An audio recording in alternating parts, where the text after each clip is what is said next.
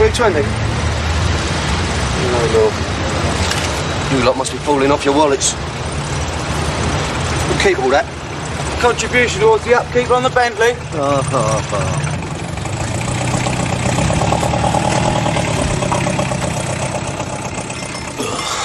Oh, my God.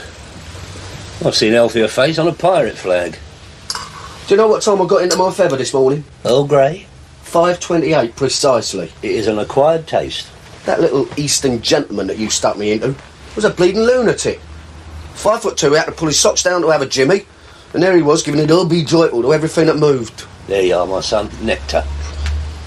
7 clubs in 9 hours with it. Brandy, dark rum, and papaya juice. Oh, my God. 16 he put away. I poured him into his hotel at 4:30. Sounds an eventful evening. Eventful, yeah. You said all he wanted was a quiet meal. As I understood it, that was the case. You knew he was a crank. No, Terry, no. Yes, Arthur, yes. You implying I mislead you? Well, no, you don't actually tell lies, no. I should think not.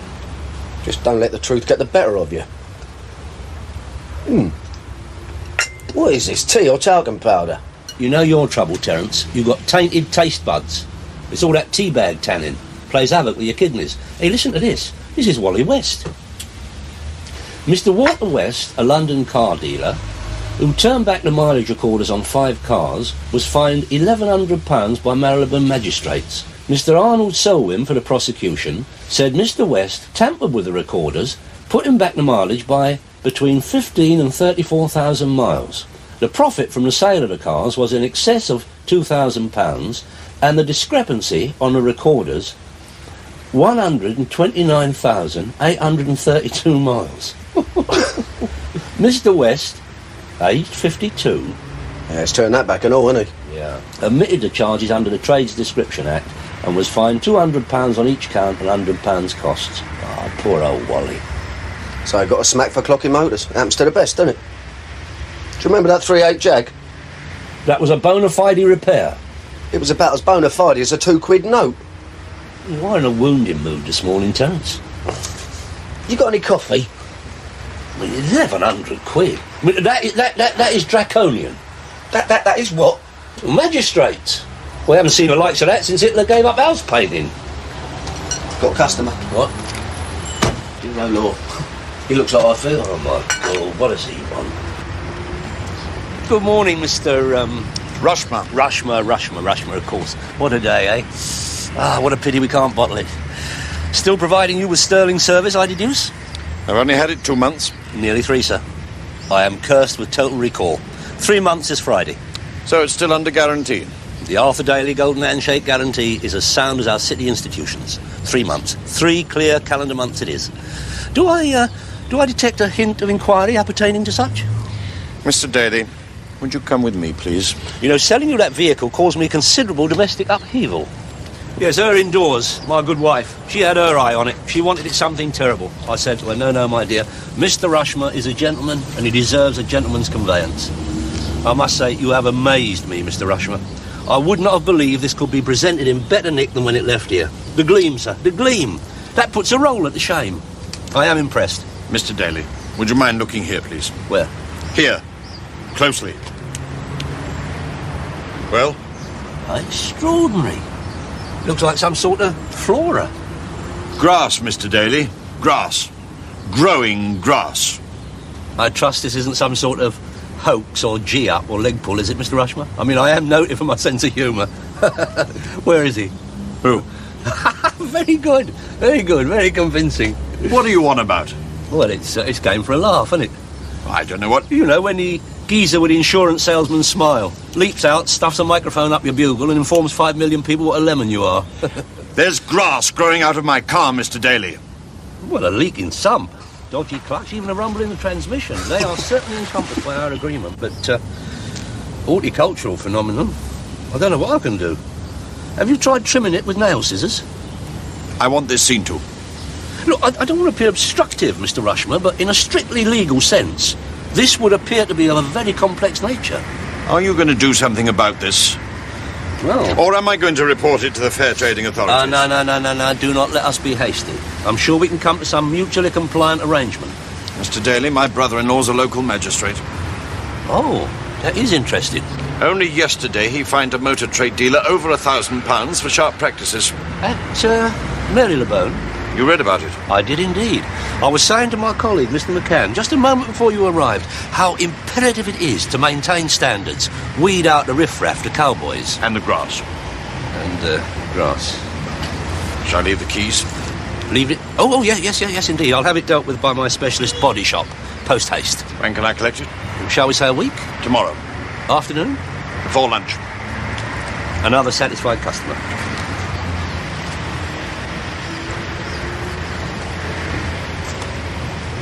You look like a rat's just crawled up your trouser leg. I'll kill that bloody army. You said give it a quick blow-over. I'm sure I said no such thing. This was my car of the week. Tell? I wasn't around, mate. Well, I worked late. I run out of filler and I gave you a belt and you said use a couple of handfuls of mud. Mud? So I did. Must have been some grass seed in it. I was speaking metaphorically. What's that mean, Arthur? It's a figure of speech. What's that? When he said mud, he didn't mean mud. Oh. I meant use something equally efficient as a filler. But I didn't have nothing, Arthur. That's why I billed you. Look, just give it a spray, Arnie, and try and use a modicum of craftsmanship, will you? This gentleman is trouble.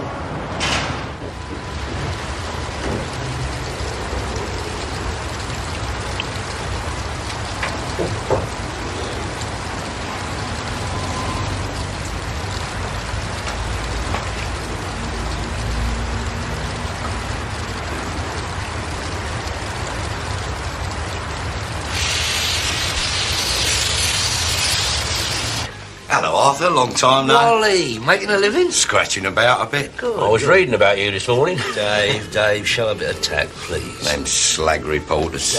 Today's news, tomorrow's chip wrappers. Usual? Please, Arthur. Yeah, port and brandy, Dave. 1100 solves, Wally. Oh, that was a bit gruesome. That magistrate took that bang needle to me from the off. He was a right cannibal. I know, his brother-in-law. I put my hand up on all five. No point in giving them aggravation, wasting their time like. I thought, top whacker monkey. Yeah. Maybe less if me brief gives them the old toffee. You know how sorry I was. No previous extenuating circumstances. Sat there like Stoney did, cocking a deafen. I tell you, if he was an undertaker, people had stopped dying. I'm being beat. So, slated, Dave. The only time I saw him smile was when I asked for time to pay. 7 days, one poxy week. Well, you got it. Not exactly as it happens. Well, what can a friend say? I mean, if I had it... Yeah, it'd be yours, wouldn't it? Yeah, I ain't come here to put the hand on you, Arthur. No, my sympathies are with you 100%, Wally. But I was going to ask a favour. Oh? In fact, a double favour. Oh, well? I'm into a good little earn. Oh, now that's what I like to hear. It could give us both a nice little drink. Say no more, Wally.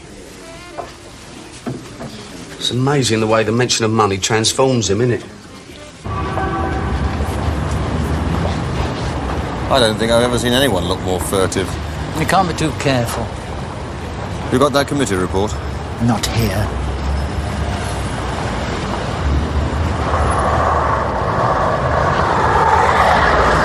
Talking of undertakers, I know one in the sticks that's got a 79 Daimler hearse and 2 Princess limos in perfect nick, and he's given me first refusal. Yeah, with respect, Wally. I mean, funeral vehicles are not exactly your car of the week on a forecourt, are they? Hold up, Arthur, I know what you're thinking, but I've also got a customer with her tongue hanging out. Her? A funeral director in Fulham. Her vehicles are on there last night. I know, that is what I call creative coincidence. You put up the asking price, have them over to Mrs. Murdoch, and we're into £4,000 clear profit. Down the middle, you get your investment back plus 2k on top. I pay me fine with some wedge left over. It's like lifting pennies off a dead man's eyes. Pardon my reticence, Wally, but this is a certainty, yeah? I mean, I could get stuffed. I mean, what's the use of an hearse and 2 widow's wagons to me if she turns funny? Well, start your own business. You look lovely in black. It's as certain as February flu. Would I steer you wrong, Arthur? Hold on, Wally, why don't you borrow the necessary and bag the £4,000 yourself? It'd all take too long. It had to be done right off before she finds out they're available at his price. Anyway, I need you, Arthur, to do the business, and that's part of the other favour. Well, I don't understand. Well, I've been having a bit of bother at the lot. Last week someone broke in, stole all the logbooks and the keys. What a bleeding to do. I couldn't move a car in or out. And last night it happened again. They aerosoled a load of cars. Cool, that's a bit evil, isn't it? Do you know who? No idea. Or why. You haven't upset any of the chaps, have you? Nothing like that. Yeah, but where do I come in? Part of the deal would be you lend me Terry, free and for gratis for a few days, to mind the place for me, sort of be around, keep his eyes open, maybe stay over a couple of nights. Hold on. We'll have to talk about this. No, never mind, let's talk about this. Get some drinks in. Go on.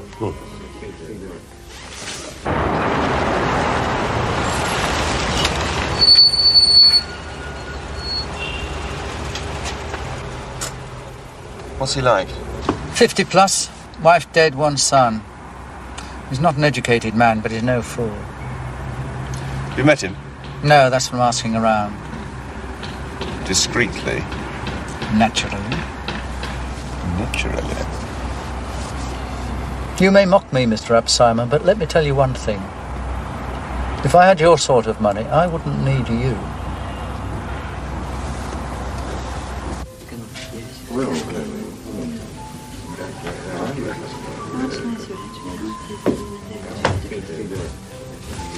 Hold up, here comes Cheerful Charlie. What's this then? A wake? Mr. Chisholm, what a pleasant surprise. Quite a write-up, Walter. Only doing their job, informing the public of the less salubrious sides of society. Be fair, Mr. Chisholm, it was a bit strong. 1,100 sovs. It's amazing how certain figures stick in your mind, isn't it? The total discrepancy on the recorders was 129,832 miles. I could see your lips move. That works out about a penny a clocked mile. Inner scales are justice, Walter. I reckon that's about right. That is a callous calculation, if I may say so, Mr. Chisholm. Callous, Arthur? First offence. No previous. Doesn't mean he hasn't been at it for, 30 years, Walter? I resent that. No doubt you do, but deny it. Look, is there anything you wanted specifically, Mr. Chisholm? Specifically, now there's a word. Yeah, well, I'm enlarging my vocabulary. One a week. Very commendable. Got a good one for you. Specifically? No. It was pure coincidence that brought me in here. When I saw you three gentlemen together, my highly developed sense of curiosity and suspicion got the better of me. We were consoling an old and valued friend. Doesn't look very consoled. He's had a traumatic experience. Yeah. Well, I'll leave you three gentlemen to your commiserations. Shall I write it down for you?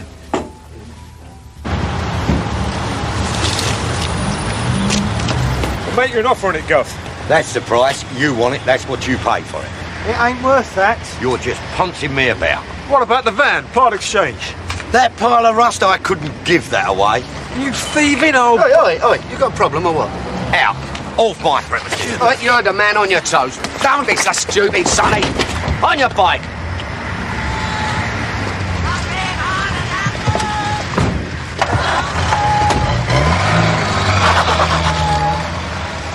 Hey, gypsies. Yeah. Where'd they come from? Down the road. Didn't know there was a site round here. There isn't. At least not official. They're on private land. Get much trouble off them? Not me personal. It's the first time they've been over here, but the local people have been trying to get them shifted for months. Petitions, that sort of stuff. I wouldn't sign. Well, live and let live, that's my motto. Yeah, it could have been them that did the old what's-name, couldn't it? Nah. Well, here's a thought. Why? They'd have to have a reason. Yeah. Death, funeral directors. Bad as a fishmonger being called haddock.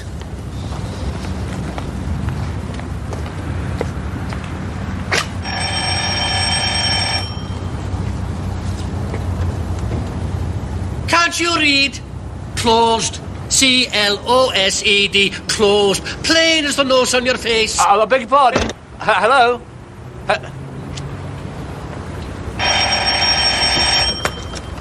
Osborne's in the High Street. They'll seat you. Mr. Death. Diath. Diath. Mr. Diath. Hello?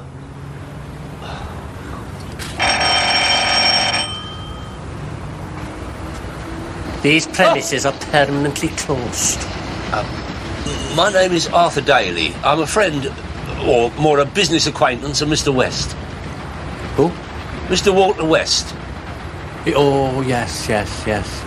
What can I do for you? Could I come in? Identification. Pardon? Have you got any identification? Yeah. No, there you go. Can't be too careful these days. Mr. West has gout. Gout? Very painful. An intemperate man, is he? Now, he's asked me to represent him. I suppose you'd better come in then. Wipe your feet. Cleanliness is next to godliness.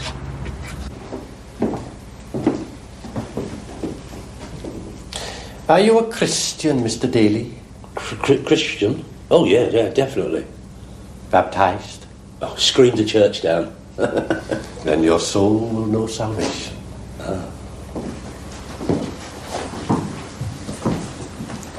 Soon, Mr. Daly. It will be soon. Yeah. The second coming. All the signs say. Oh, that's very comforting to know. You've come about the vehicles. Yeah, that is correct. Fine vehicles. So I understand.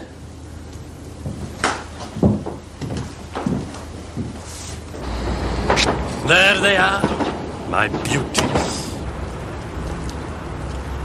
I'm retiring. 49 years in the business. 49 years? That is half a century in the service of the community, Mr. Diaz. I'd like to think so. That is a vocation, a calling. I mean, bereavement, very dodgy thing to handle. New tyres? I haven't any family to leave the business to, so I thought I'd sell up and go home to the valleys. Oh, I envy you that. All that fresh air, green hills and all that singing. Well, I'm quite satisfied, Mr. Diaz. I have a cheque made out here for the right amount. Hey, oh, no. No? No. But you did agree a figure with my colleague, Mr. West. You have to test drive the principal vehicle at least. Oh, no. That won't be necessary. I absolutely insist. Oh. All right.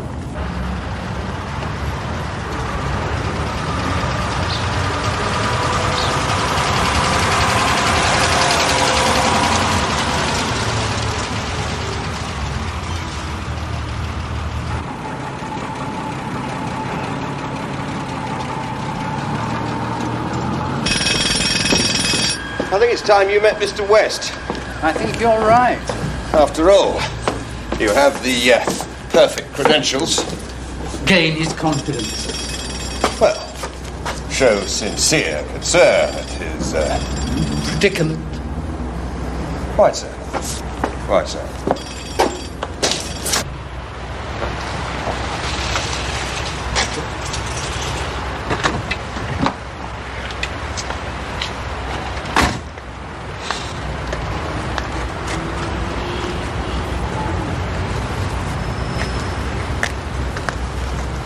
He's a big un. He does look a bit of a handful, doesn't he?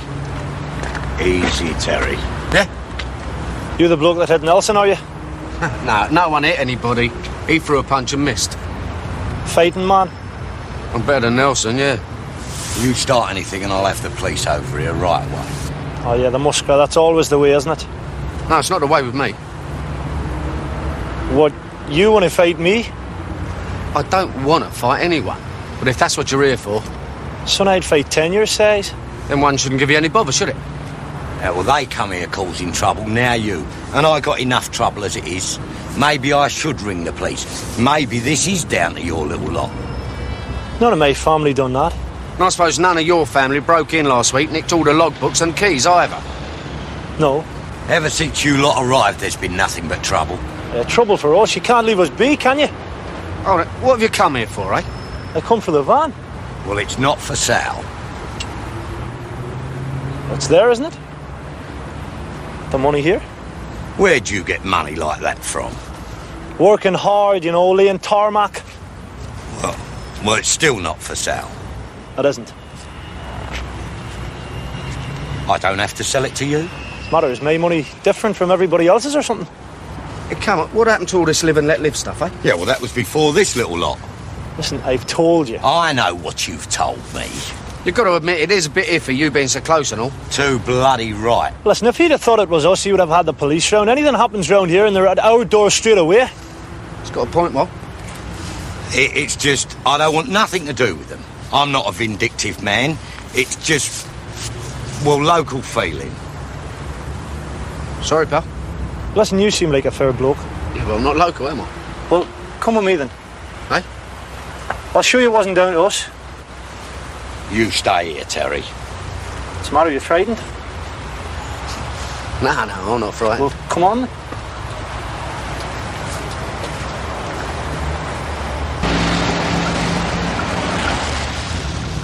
The last place we were, I bought a car, you know, just to break up and use for spares. Drove it back to the site and there they were. 13 offences. Tax, insurance, brakes, lights, steering, tyres. Threw the lot at me, you know. So I had to move on. Never followed up the charges, never meant to. Just wanted us gone. Yeah, but they got legal sites now, haven't they?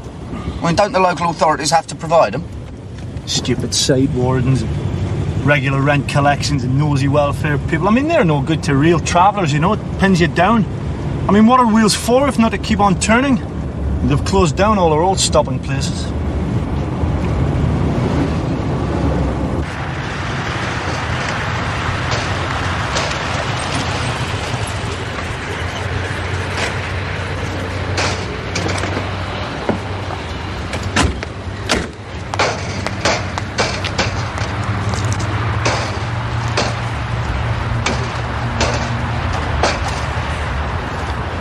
Nelson, Harry, come here a minute.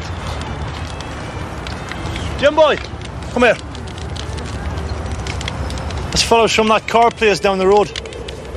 Yeah, last night it was broken into and a load of cars were vandalised with paint. And last week, all the logbooks and car keys were nicked. He says it was us. Well, was it? No. Harry, We ain't been at that place before today. Jim boy, you know anything about this? No, nothing about this. Any of you lying to me? So I'll find out and you know what'll happen. All we wanted was the van. For calling. Yeah, all right, fair enough.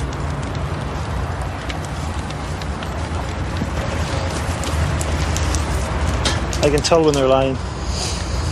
Yeah, I believe you. Here, come here, I want to show you something. That's all right, Evan.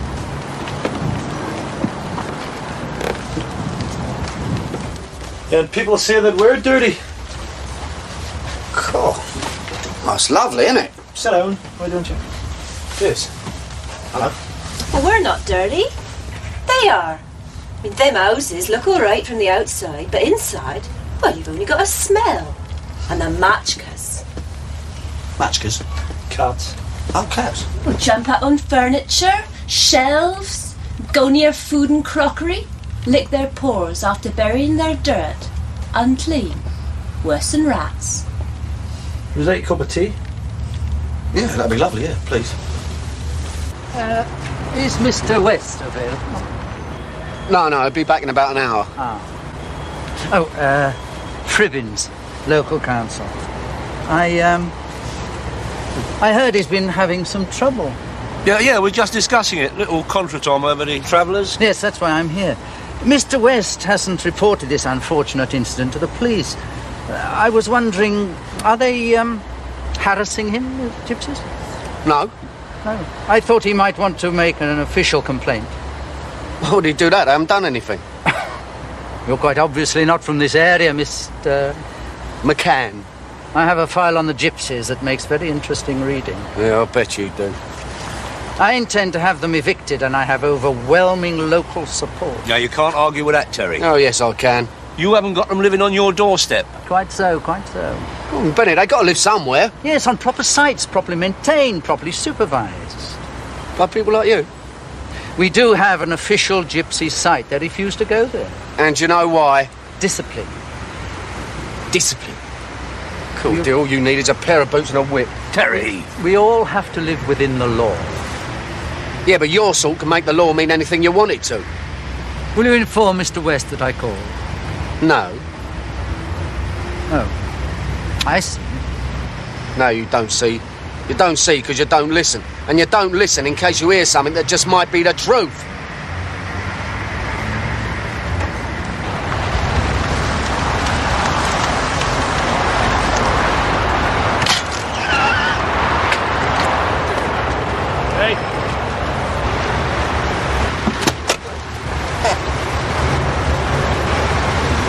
The older man is Arthur Daly, car dealer, bit of a spiv.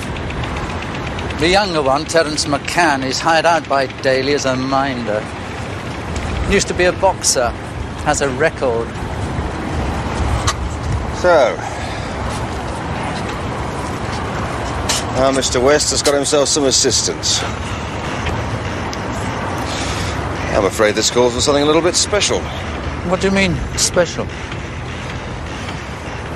I'm sure we can think of something. Look, I don't want any part You of... want out? No, I didn't mean... You're out! That was just... Just shut your mouth and do as you're told. OK, Charlie, I'm keeping the score. Good evening, Arthur. Cool. You look as though you had 8 score draws up and forgot to post a coupon.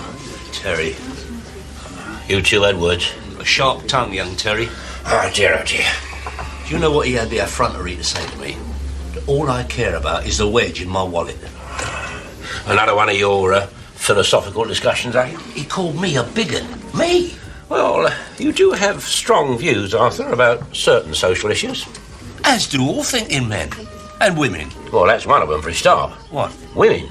Well, you do go on a bit about them getting the vote and all that. It is a current talking point, Dave, as is nuclear disarmament, lead in petrol, unemployment, economic recovery, human rights. I suppose that's about a lot. Yeah, oh, no. You forgot VAT, common market, and violence on television. I am a man tuned in to his times. Well, no offence, Arthur, but some of your tunes are a bit oft. Hello, Wally. Hello, Dave. Usual. All set, Wally? Where are the vehicles? Over at my place. We'll get them over at Mrs. Murdoch's in the morning. Handsome. Where's Terry? Oh, he's kipping at the lot tonight. He's wasting his time, I'm telling you.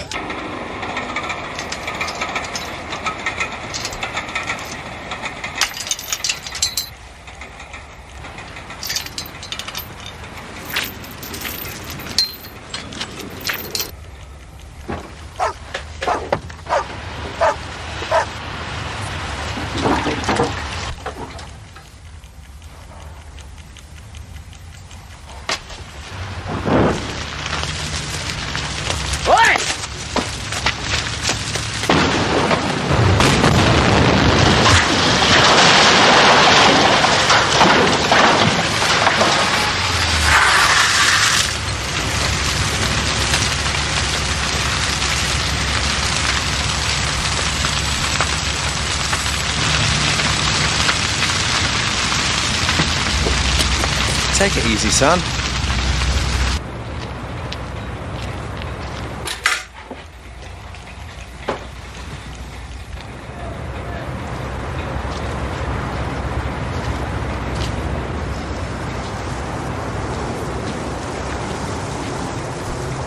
One careful owner. My goodness me, the bold Terence McCann. Correct. You're well out of your manner. Would it be indelicate to inquire how you received that facial discoloration? I was assaulted by a fat lady with a crocodile handbag. You are a wag.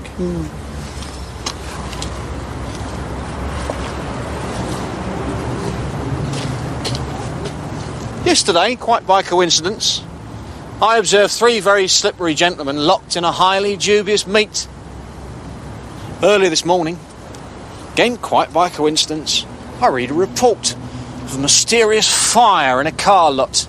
The business premises of one of my 3 dodgy faces. And included in that report, your good self, pulled from the flames by a uniformed constable. Ah.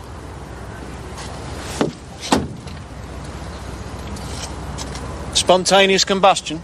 You read the report. Coincidence. The facts as stated. Facts. Facts. Fact number 1, you are here. Question number 1, why?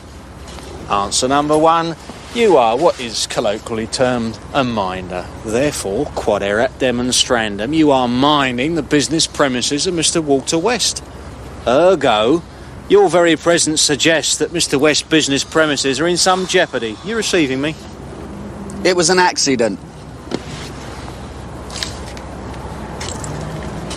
Who is putting the frighteners on Wally West? I can't tell you anything because I don't know anything. Look, whoever did this is not pouncing about. So whoever did this is a very wicked person. Yeah, when I get my hands No, on him, you I'll will break his... not. What you will do is you will inform me, and if I hear anything to the contrary, we will continue this little tete-a-tete back at the Nick. Do I make myself crystal?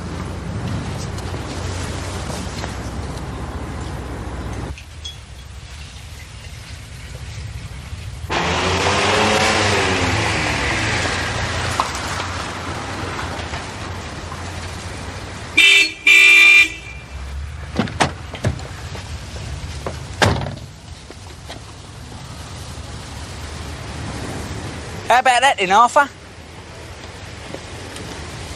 Smooth as a baby's bum. Perfect colour match. Call it 30 quid, eh? That is a joke, isn't it? I mean, that is an attempt at humour. I wrote till yesterday on that. You think yourself lucky, my son, I'm not charging you. What for? Professional embarrassment. 20 quid. 10, if you'll throw in a little service. What? Help me get these motors over to Fulham. Well, in funeral cars? That's right. There's 3 of them, Arthur. I know there's 3 of them, Arnie. I can count. 1, 2, 3. That airy thing that works for you sometimes. Bernard? He lives local, doesn't he? Just round the corner. Use my phone. Shake him out of his pit. Oh, he's a very heavy sleeper, Arthur. 15, and that's my final offer. That'll do nicely. No, I told the old Bill not to phone you. I mean, it's bad enough without losing a night's sleep, isn't it? You're a good boy, Terry. Who's doing this to me? Why? Yeah, that's what Chisholm wants to know. Chisholm? Chisholm was here? Early on, yeah, being very busy. What did you tell him? Well, next to nothing, but he's not a Wally, is he? No, sorry. Nah, you know, Chisholm wants to get his nose up, yeah? Look at it. 1,500 quid. Have a look. What does he want? Watcha? I heard the explosion last night. Quite a mess. What do you want? I'd come to help if that's all right. How? There's a car went past our place a couple of minutes after. White Camaro with a primer on the door. Did you see the driver? No, too dark and had his foot down, but I've seen that car recently. But where? Bloody where? Recently? Past week. That was a bar. You sure? Parked outside. Well, which one? Old Par's Head. Oh, that's a rough house. Yeah, there was a little team in there, fancied themselves a bit. Could have been one of them. Villains? Nah, it looked like roadmen.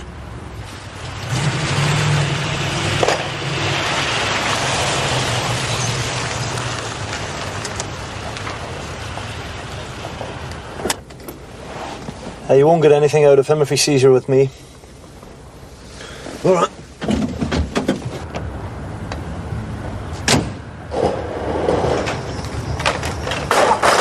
Excuse me, John. I'm looking for a geezer and drinks here. Drives a big old beaten-up American motor. Oh, yeah? Yeah. He's got a job for me. Do you know where I can find him? I might. Well, it'd be handy, wouldn't it? I might not. I need that job. Like to work, do you? Well, don't everyone these days? Tidy these up then. And it may jog my memory. All right.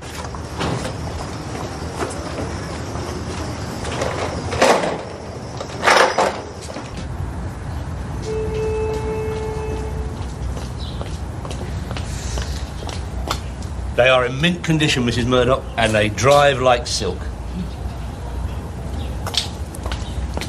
Is that rust? No, bird. Mere blemish of nature. Oh, and the interiors are undeniably immaculate.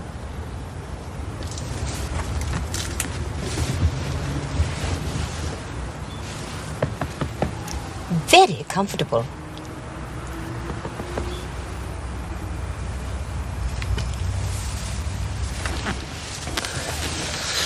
At the price agreed, they are a steal. The price mentioned, not agreed, Mr. Daly. Well, we couldn't let them go for a penny less. Mr. Daly, you are selling, I am buying. That suggests all kinds of possibilities. Arthur Daly. L-E-Y. L-E-Y. £1,000.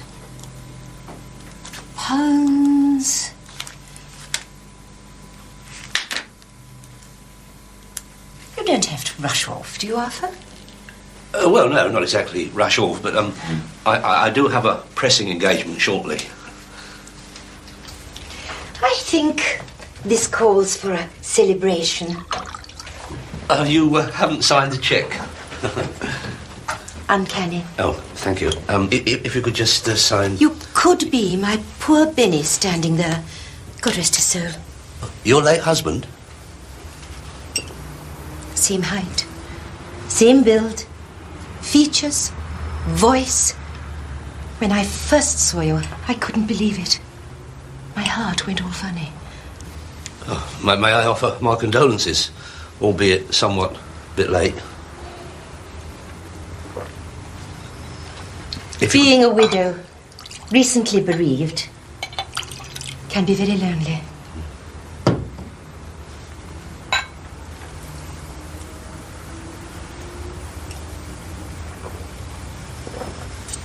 If you could just sign. I'm sure you understand, Arthur. Or perhaps if you took up a hobby. Bowls?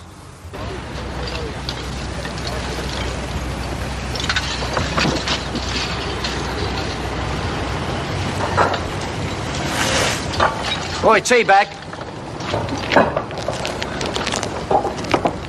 You want something, mister? Yeah, that white motor. Yeah, what about it? Whose is it? Well, who wants to know? I do. Hey, get on your bike. Do you want your eyes parted, pal? Here, Ricky. What? There's a fella here been busy about your motor.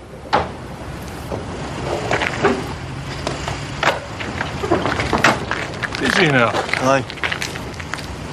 Are you the slag who broke into the lot the other night? What are you talking about?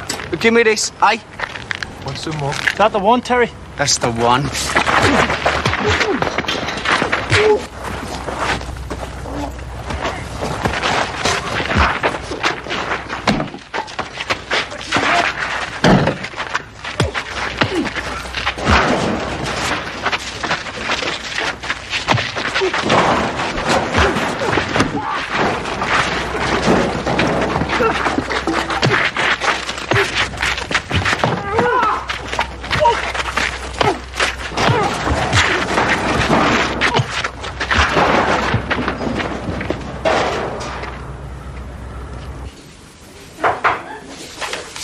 Come in. Hello, Mr. Fribbins. Mr. McCann. There was another incident at Mr. West's premises last night. Quite frankly, Mr. McCann, I am not surprised. I did try to warn you. One of his cars was set on fire. That's very serious. How serious? Criminal damage. Prisonable offence. Was it? Well, it certainly is. So it should be reported officially. It's the most serious incident yet. Will it go in the file? File? The file on the gypsies. It will head the file, Mr. McCann. I can assure you of that. Huh. The police must be informed about this. Nathan.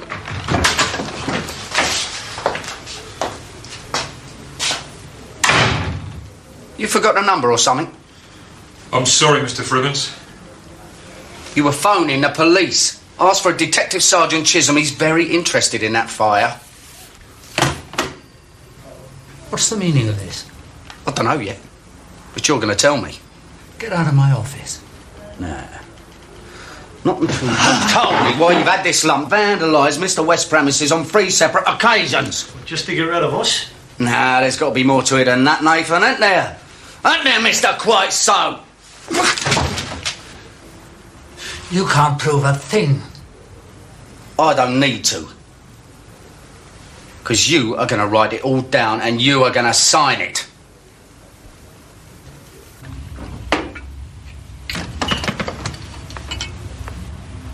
Mr. App Simon? Who the hell are you? Mr. Arthur Daly. And Mr. Walter West. What do you want? A little of your invaluable time to discuss a bit of reciprocal business. Get out. Oh, by the way, Mr. Fibbins sends his best regards. Fribbins? Your bent counsellor. This is very nice. Must have cost a bob or two. Correct me if I'm wrong, but I understand you have an ongoing interest in Mr. West's property. Mr. Fribbins was most explicit.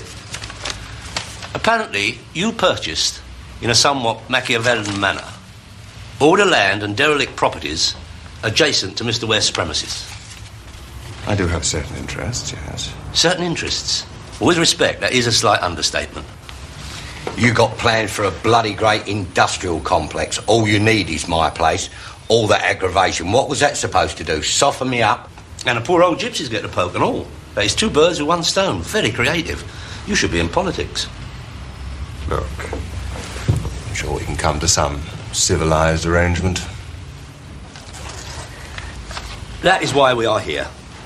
To tell you that Mr. West's property is definitely on the market. Really? At what price? At the right price. Which is both generous and unnegotiable. And if that price is not forthcoming, both your good self and Mr. Fribbins will be grassed on the local authority. Well, it's our duty, isn't it? Well, there we go, gents. Yeah, good health. Cheers. Cheers. Cheers. Well, here's to a comfortable retirement. Oh, Wally, by the way, here's your half of that nice little earner. Oh, thanks, Arthur. By the way, that Tilly Murdoch, quite a girl, eh? Yeah, you might have warned me, Wally.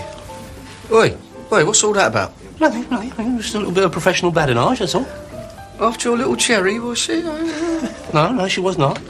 Nathan, you'll be all right now that dog Fribbins is otherwise engaged. No, we're moving on, you know. Don't like to be in one place for too long. And we've had a visit from the Inland Revenue. Oh, say no more, my son. Those bureaucratic buzzards have the last Don't worry about morsel of flesh. this bird, huh? Never mind this You bird. tell me about it. Good evening, Arthur. Oh, you little rascal. Oh, this is Terry. Yeah, that's Wally. That's We've Dave. met. Yeah, have you met Nathan? No. It's just a fuzz. Oh, my God. All smiles now, are we? You've had another fire. No, I fell over. Of course you did. How fortuitous, you two arriving simultaneously at the same time, as it were. This is Detective Sergeant Chisholm. Words cannot describe him. This is very, very true. Oh, isn't he tall? Huge, he's huge. Mrs. Murdoch, Tilly to her friends, of whom you no doubt will be one forthwith. No doubt. What sign are you? I beg your pardon. I'm a Leo. Oh, that is interesting. Now let me guess what you are. Do you know, you remind me so much of my late husband. Same height, same build. Fish and chips? The moment I saw Southend? you, my heart went all funny. I'm recently bereaved, you see, a widow now, and it's very lonely.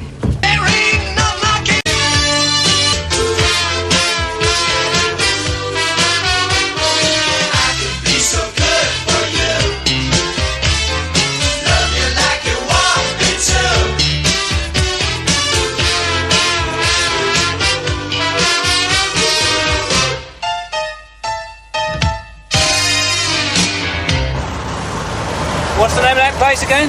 Oh, the Winchester. It's a drinking club. I don't suppose you thought of that joker's name yet? No.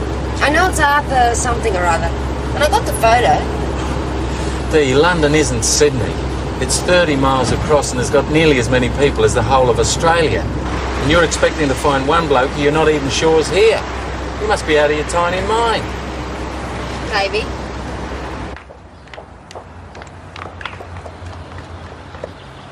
Go.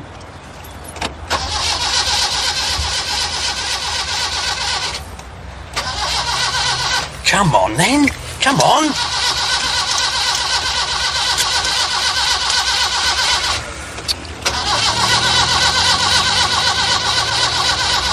Carp, they are pulling away. What are you fiddling about at, you fool? Well, I can't have it, Gov, can I? I said last week it needs servicing. We've lost them. You know what, Carp? Inheriting you from Sergeant Chisholm is not dissimilar to inheriting death duties. You know your trouble, my son. Total ignorance of the times we live in.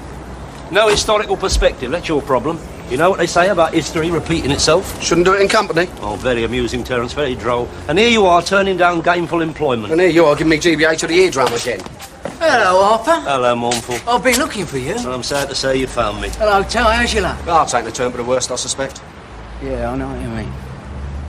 I've got a good trade if you're interested. Listen, if it's as dodgy as that last cotchel you tried to sell me... No, nothing like that. I don't know how that got into Police 5. Rickett, wasn't it? I phoned him up, you know. Who? Whispering Grass. What's his name? Shaw Taylor? Yeah, that's it. He's dead, isn't he? Yeah, fell off the back of a lorry. No, I spoke to him. Told him that gear had been got in good faith and he was taking a liberty with my living. Apologised, did he? Asked for me name, didn't he? Can you imagine? You want to see what I got on offer then? Yeah, all right, come on. It's over here. Ain't hard to look at, is it? Keep her indoors warm and happy in winter, I thought. Here he stands, cushioned against the harsh realities of unemployment, mostly, I may add, due to my good offices. All right, 800 and we've got a trade. Yeah, where was I? Don't know, but I wish you were still there. I'm still here. I risked my liberty for that coat, Harper, and you want to steal it off me. Look, I can buy them legit at cost for what you are asking, Mournful. Now, will you please go away? Well, all right. 7. And that's final. Yeah, Dave and me, we were only kids at the time, but we remember the Yarrow marches, right, Dave? Jarrow, Arthur. A sea of unemployed, schlepping their way hundreds of miles down the highways and byways to the smoke. There were no motorways in those days, Terry. No socks, holes in their daisies, but cloth caps at a dignified angle, in order that they might demand their democratic right to do an honest bit of collar. Well, you know... Sad days, my son, but they will be back, Terry. Stand on me. Good help. That is what they said. But he helps them as helps themselves. Well, you must have his undivided attention, then. 6. Here, Tell. When are you going to bring in them tapes you keep promising me? Oh, that's right. I'm sorry, mate. No, next time I promise, all right? Yeah, that's a bit tasty, isn't it? Yeah. She ain't bad either, is she? OK, 5. And it really saddens me to say it. Excuse me? Mr. Daly, Arthur Daly. Arthur here? Is he here? Yeah, this is him here. Hold on. Suppose we could just sit here, Gov. Wait for them to come back. See if they've got anything like. We did that yesterday without a result. Don't you remember? Idiot. Well, this is you with Gary Mitchell, isn't it? Yeah, that's right. Look at that. Well, yes, there is a vague similarity, and you are... I'm sorry. My name is Dee Rogers. We've just literally got off the plane from Australia. Gary's an old mate of mine, and he said if ever we were over here, we should look him up. Unfortunately, I lost his address. But I do remember him mentioning this club and talking about this really nice bloke called Arthur Daly. It is you, isn't it, Arthur? Well, now that you mention it, Miss... Dee. Please, call me Dee. Ah, Dee. And I'll call you Arthur, if that's okay. Fine. Listen, can I buy you and your friends a drink? Oh, Mr. Soppy, no. Mr. Nice Guy can get it, can't you? Yeah, yes, why not? I mean, it's the least no, I can do. Come on, please, I insist. Let me get this. Right. Oh, it's OK, love. You'll get your chance, believe me. What you having? Gin and orange, thanks. Young man? I'll take a lager. Come on. I'm Terry. Oh, how do you do, Terry? G'day. 4, or I go elsewhere. Can't you see we got company? Listen, if you don't mind me saying, if all the ladies are like you down under, I think I'll immigrate tomorrow. Call me charming. Oh, yes, indeed, yes. Greg Collins. G'day. Hey. That's a good grip you got there, sport. Thanks. Hello. Greg. Good to know you. My name's Morris. Yeah, we call him Mournful. I'll let you work out why. How do you do, Morris? Oh, not so good as a matter of fact. I'll keep trying, you know what I mean? Yeah. I know a couple of Aussie birds. Terrific oysters. Shut up. Come and have your drink. Here you go. Oh, thanks very much.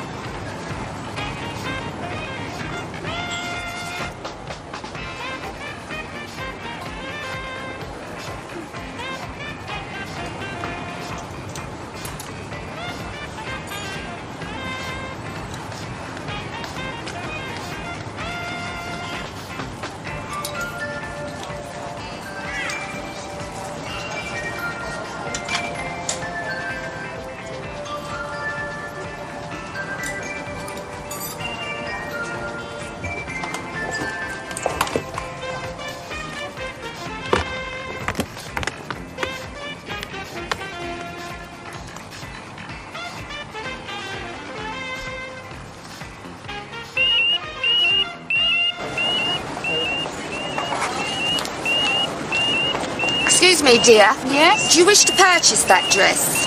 Oh, I'm not sure. I was just checking the colour. I'm afraid I'll have to take it back inside the shop. You've set off the alarm. Oh, I'm sorry. It's this, dear. We've got them on all the garments. It gets removed once the garment is purchased, of course. Oh, right. Hey, you don't think I was trying to steal the dress, do you? Not at all, dear. You weren't to know, were you? Yeah, I knew him well. Great drinking mates, Gary and me. But I must say, I didn't expect him to come back here. No. Why's that? He seemed very anxious to get away. Yeah. To Australia specifically? Yeah, well, he liked the idea of all that sunshine and freedom, you know what I mean? Oh, right. Yeah. Dee, what are we going to do about the taxi? Would it be all right to send it away and park our luggage in here, just while we talk? No trouble at all. Dave's a diamond. Great. English money. Terry will sort that for you, my dear. He's very good at that. Yeah, I'll sort it, don't worry. Right. Sort of thing. Greg will help you, won't you? Yeah, sure, I'll give you a hand. You really are a nice fella. Gary was right about you. My motto in life, my dear, is if you cannot do someone a good turn, do not do them a bad one. It put that way, dear. That's a lovely philosophy. A little something I picked up along the way. Arthur, have you any idea where I might find Gary? Well, I'm not exactly unknown in this town, my dear, and if he's around, I'm sure we can work something out so that we can find him for you. Would you? I'd be really grateful. Yeah, well, I am a very busy man. I mean, do have to earn the daily crust. Arthur Daily Crust.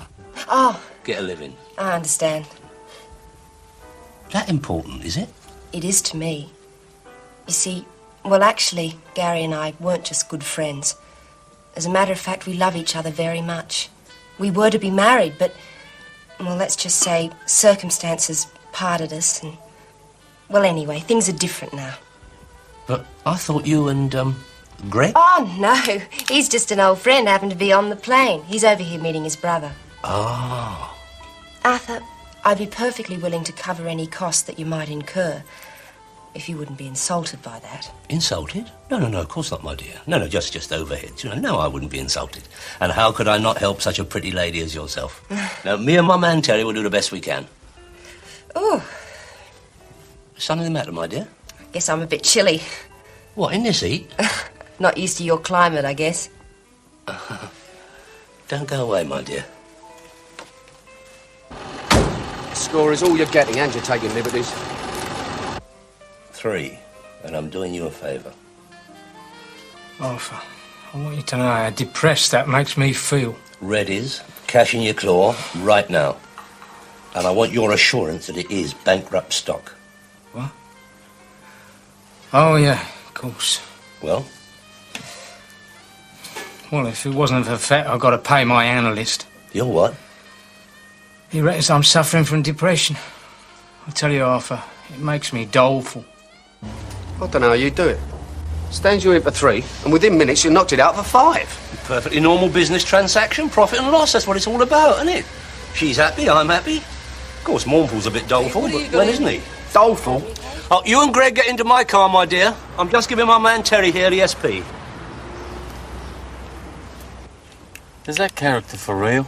Well, at £500 for a coat like this, who's complaining? Oh, come off it, Dee. The bloke's a con artist. Who needs him? Greg, he's the best chance I have to find my darling Gary. And to do that, I'm willing to spend quite a bit. Now, the thing I don't get is why a sort like that would get pally with an out-and-out villain like Gary Mitchell in the first place. I mean, the only reason he immigrated was because there was a warrant out for him, right? Right. But she's straight, isn't she? Oh, she is, Terry, she is. I found that out while you were chatting to Dave at the bar. So why Gary Mitchell? Well, it seems he set up business out there, all kosher and legit. She worked for him for a time, that's how they became friends. Well, anything's possible. Hang on. I've been saving the best bit. She don't like hotels. Wants a place of her own. Nudge, nudge, woo-hoo-hoo. Yeah? Yeah, but what about the big boner all black? Well, apparently he's going to be staying with his brother. No, that is handy, isn't it? It's handier than you think, my son. I've rented her your flat. You can kip round at your grand's. You're never at home anyway, are you? Thanks a lot, pal. I didn't think... I mean, I don't want to impose. I can hardly expect Terry to clear out of his flat just so I can... Nonsense, my dear. Why pay lunatic hotel prices? No, a nice little pied de terre, or should I say pied de terry. Not a few bus stops from the throbbing heart of the metropolis. At 80 quid a week, it's a gift. Stand on me. The whole ground floor. That's the lot. Well, you know, it's kind of a shame it's not big enough for both of us. Well, actually, I was thinking about that. It is really, isn't it? I mean, it's only got one bedroom, but it's a big old sofa. If you're sure, I mean, you don't mind. No, I don't mind, you know, if you don't mind. No. Are we anywhere near Park Royal? Park Royal? Yeah, that's where my brother lives. Hi, Monfort. All right, girls. I hope you've had a good day. Mine's been a right downer. Of course, the boy's a bachelor, so tidiness is not exactly his strong point, as you can see. Dear. But I can vouch for the fact that he is personally clean in himself. Personally clean? Will you just... Oh, this is the master bedroom. All right. Hardly elegant, but cosy. I really appreciate this, Arthur. Least I can do, my dear. We British still have a duty to protect and assist our colonial cousins from around the globe. Yeah, let me show you the Kazi. The bathroom. Right. That Mac could do with a trip to the cleaners, Terry. It's on one day, that's all I'm telling you. Those sheets. Now, these are about the right mark. I can shift these all day for 30 or 40 quid a lump to proper people, instead of liberty takers like Arthur Daly. Who's Arthur Daly? Don't ask me.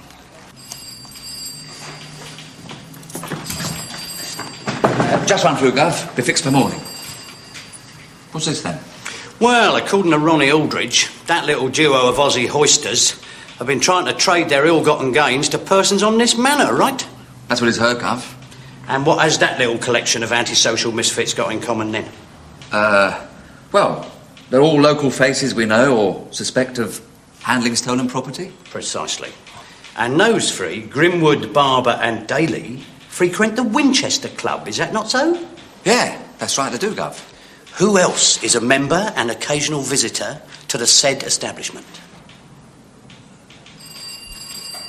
Oh, yeah, of course. Ronnie Aldridge. Ronald Austin Aldridge, small-time thief and informer. And given our manpower problem, who better to keep an eye on Messrs Grimwood, Barber and Daly, should the opportunity arise? Ah, I see, Gov. I suppose partial sight is better than none. Do have another word in his shell-like. Now? Right, well, I'll drop Greg off at his brother's and Terry will start making inquiries as to Gary's whereabouts while you get settled down in the flat, my dear. Oh, I thought, if it's okay, perhaps I could go along with Terry. Why not? No harm in having someone minding you. Perhaps you could show Dee one or two of our historic landmarks, Terry. Show her where her ancestors hailed from. Clink prison's closed, isn't it? No, I'm sorry, love, no, it's a little joke. Maybe it's not. Oh, Arthur, do you know where I can hire a car? Anything'll do. I just, can't be completely dependent on you and Terry. Hire a car? Yeah. Well, as a matter of fact... Don't you point that finger, forget that. Have I said anything? No, I said what you're going to say. I was about to say to Dee... What? If she is anticipating staying for an indefinite period, yeah? It will be far cheaper to buy a nice, reliable little runabout. And it just so happens I know where I can obtain the sort of vehicle she would appreciate. I bet you do. You ought to be arrested, Freddie. 2.5 for this museum piece. Well, they sell Arthur. They don't build them like this anymore. No, they wouldn't dare. MOT'd, tax for another couple of months. Please, Freddie, I'm a trader, not a punter. I don't want to hear all that. Dear, oh dear, look at all that pudding on them sills. I'll give you 70. 70? Yeah. Make it a oneer and it's yours. Not a gift, Freddie.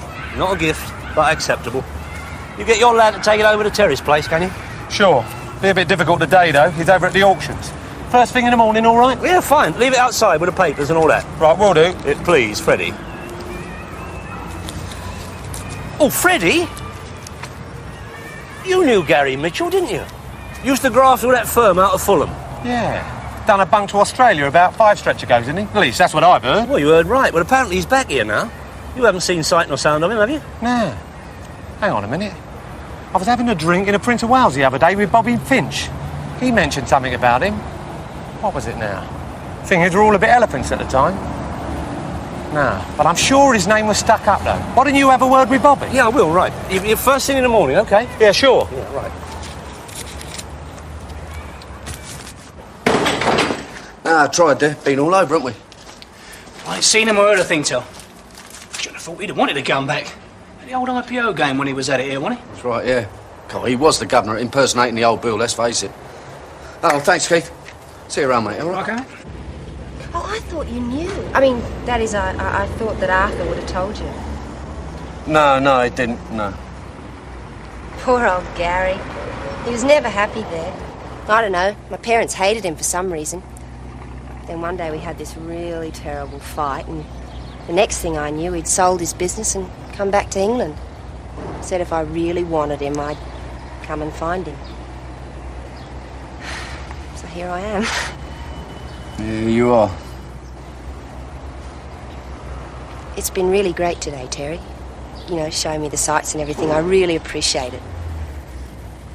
Listen, I suppose you don't fancy a nice quiet drink in an old English pub, eh? She was young and she was free. She took a shine to me, succumbing to my stunning natural charms. And I was cool as I could be, and I very casually took her in my manful arms. Oh, I was free. This is great, Terry. It's really great. Did you hear what I said? No, what? It seems to me that Gary Mitchell wouldn't have been your type. What makes you think that? Oh, I don't know, mind you, I never really What? knew him. Sorry, I can't. No, I said I never knew him all that well. He was more a mate of Arthur's. Oh, right, yeah. I felt a little Wally as she slapped my face and very loudly said, "Everybody now, leave it out, John, leave it out. It's been another day, so leave it out. Leave it out, John, leave it out. It's been so nice out today, so leave it out. If there was ever any doubt about the hymns of being out, leave it out, John, leave it out." I took a drink. I thought I'd have a drink. Oh, no, really. No, I've got, yeah. Trying to get off the You'll be all right. I thought she would approve. He's quaint, your Arthur. Quaint? Oh, yeah, quaint. A likeable rogue, eh? What? Arthur, he's a likeable rogue. Yeah, you could say that. That's a rogue. Well, he is a crimp, isn't he? Oh, he's married. Oh, you know what I mean? Gary told me a lot of stories about him. Funny. I suppose you could say it was funny. And inadvertently, I let her know exactly how I feel. Everybody leave it out, John, leave it out. It's been so nice out today, so leave it out. Leave it out, John, leave it out. It's been so nice out today, so leave it out. How long have you worked for Arthur? Hey? Arthur, how long have you worked for him? No, I don't work for him. I don't work for him, I work with him. What, like now? Oh, yeah, sort of, yeah. Oh, and I thought you liked me. I'd like you a lot more if you weren't webbed up with Gary Mitchell. Terry, that sounds as if you don't like him. I'm the jealous type, aren't I? It's not funny. Terry hasn't rung or been in, has he? No. Hello, Arthur. How's it going? Ronnie! Haven't seen you around here for a bit. Can never find a bit round here. Not a little sojourn in one of Her Majesty's hotels, I hope? No, touch wood. You staying lucky, are you? Luck has nothing to do with it, my son. It's this. You always was a bit slippery, Arthur. Cheers, Dad. Well, you still haven't told us what you're doing over here. Oh, just a little bit of business to take care of, you know. Help out a friend. Well, no one can say you weren't the best minder we have back home. Is that all? No comment. Do you ladies have somebody watching your backs over here? Oh, we don't really need it. Well, you know, the shops are a doddle. Yeah, we've got a guy who gives us a pretty fair deal on practically anything we get. Sounds like a pretty good setup. It's the dragon's birthday next week, so I've got to make a gesture, a little present, keep it sweet, know what I mean? Well, how about a packet of firelighters? Now, what you got in mind, Ronnie? Well, I thought a bit of clobber, nice coat, perhaps, or a bit of Tom if it ain't too pricey. Just wondered if you might have anything going. No, I've got nothing like that in stock. Yeah, how about a pogo stick? Keep her fit, help her work off her aggression? No, I don't think so, Arthur. I don't know why I bought the bloody things. Geezer must have caught me on the op. One thing she's been egging me for is a fur coat. Oh, if you'd been here at lunchtime, I could have done you a bit of good. Yeah? I had a fox fur that Basil Brush would change his act for. But I knocked it out to this Aussie bird, didn't I? Aussie bird? Yeah, you know, antipod, what's it? Australian lady. And what a sort. Oh? Oh. Now, ladies and gentlemen, do be careful on the way home. We had a Scotsman in here last night on the way home. Found a pair of crutches in the curb. Went home and broke his wife's legs. You never know what you might find in the street. Now then, do be careful. You worry me, you know. What? These time, ladies and gentlemen. Carrying all that dough about. This is a vicious city, you know. Wouldn't it be safer in a bank? I like carrying a lot of money around. Gives me a feeling of confidence. Yeah, ta-ra, Jim. Nice meeting you. The only problem is you might get a feeling of pain if someone hits you over the head to get at it, right? You know, I'm really bushed. Well, no, I've just got the taste. Let's go Would you down to mind Winchester. terribly if I just went back to the flat? I mean, with all the travelling, the sightseeing and no food, I'm really... Do you want something to eat? No, There's a Terry, restaurant round the corner. It's Really, around the corner. you know, I just want to fall into bed. I suppose you wouldn't like someone in the bed to catch you, would you? You're really sweet. You know that? Sweet? Ta-ra, Jim. I don't blame you, Tel. I knew you wouldn't go to Australia, what, on a moped? Oh, there's loads of room in here. Fantastic. Listen, Terry, are you sure about this? I mean, hospitality's one thing, but letting someone you only just met... No, don't be daft. I said it was all right, didn't I? Anyway, you never know. If we don't find Gary, my luck might change. You are sweet. Don't call me that. About Gary, Terry. Yeah? Look, I realise it probably sounds a bit silly, but... Well, if you and Arthur do find him, would you mind telling me first? Yeah, if you want, yeah. You promise? Yeah, why? Ah, it's only a silly thing. It's just that, well, you know, I want to surprise him. Can you understand that? No. Yeah. I don't understand. You? England's answer to you, Effner? Leaving a bird like that to snuggle down on her own? You must be slipping, my son. Don't give me all that.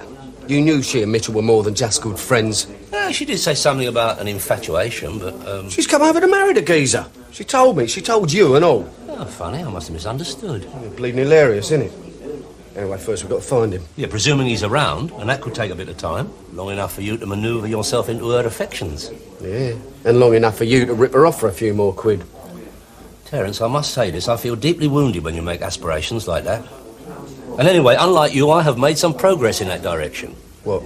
Well, I was doing a deal with Freddie the Fly for a tasty little motor for Dee, and he reckons Bobby Finch might know something. Well, Finch, who's got the Prince of Wales? Yeah, the very same. Well, let's get down there then. Well, what's the hurry? Tomorrow will do. Want to give yourself a chance, don't you? They're not too keen, then. Afraid not, love. But can't really blame them, considering. However, they might be able to help out with that other item. Well, that's something. And what about using that place? I mean, I thought that's what you intended to do when you moved in there. I don't think we'll have any trouble with those other two characters. Made you promise? Yeah. Well, I can understand that, can't you? All right, Tel. Long time no see. How's it going? What's it got to do with you? Yeah, well, I'll be off now, Arthur. I'll be popping in, so if anything comes up... nice mother, right? Or whatever, yeah. See you around then. What's all that about? You ain't trading with that Ponce, are you? Ronnie? He's all right. Yeah. Isn't he? I heard from a few proper people that he's a wrong 'un. Too friendly with Plod. Really? I didn't know that. Well, let me understand this, Ronnie.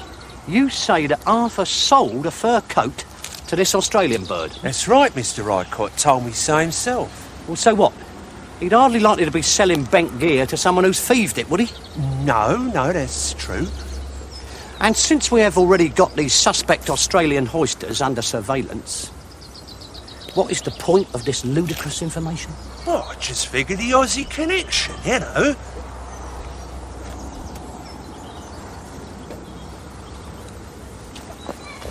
Arthur's also got her a motor. What is so unusual about that? daily deals in motors. Well, if you're going hoisting, motors handy, innit?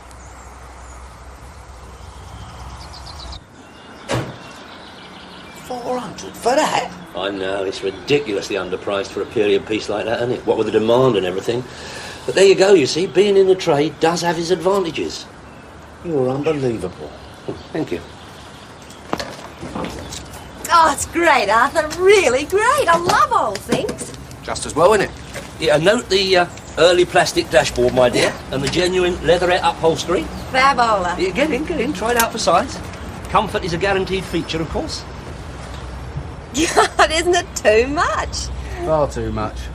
Oh, listen, Arthur, do I have to get it insured or anything, before I can drive it? All taken care of, my dear. I have a friend who does a nice line in cover notes. Third-party fire and theft at a criminally low fee. And if you just look on the seat, you'll see my own small personal contribution, so that you do not get lost in the capital of the mother country. You're great, Arthur. Mr. Wonderful. Wonderful, I'll tell you Bye-bye, my dear. Come along, Terence. Bye-bye. Come on. I mean, you must have striped her for over a monkey already, and she says it's Mr. Wonderful. It's gross. Gross? No, Terence. It's the natural forces of supply and demand. If the punter is pleased with the price he pays, it would be perverse to place a parcel for peanuts. I managed to get it for $1.5. I'll take the 200, Morris, for your trouble. There's no skin off our nose. Yeah. Well, I'm not too happy about it, I can tell you.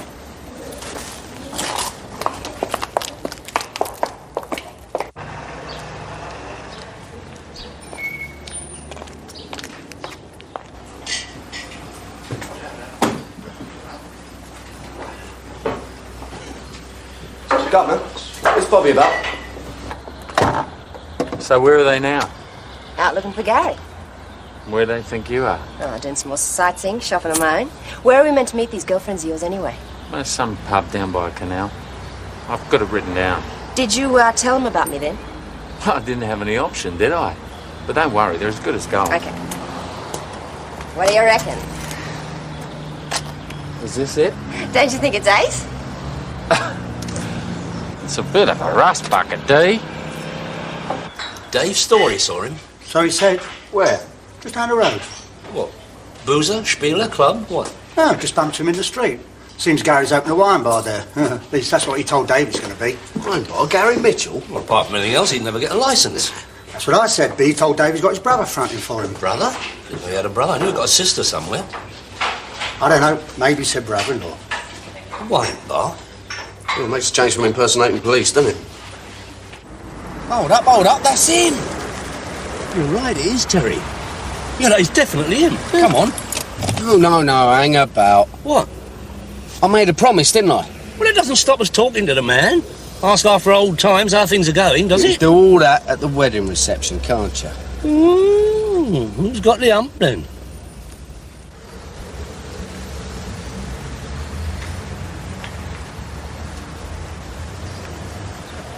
Hey, girls. D. Rogers, Lisa, Sandra. G'day. Is that it?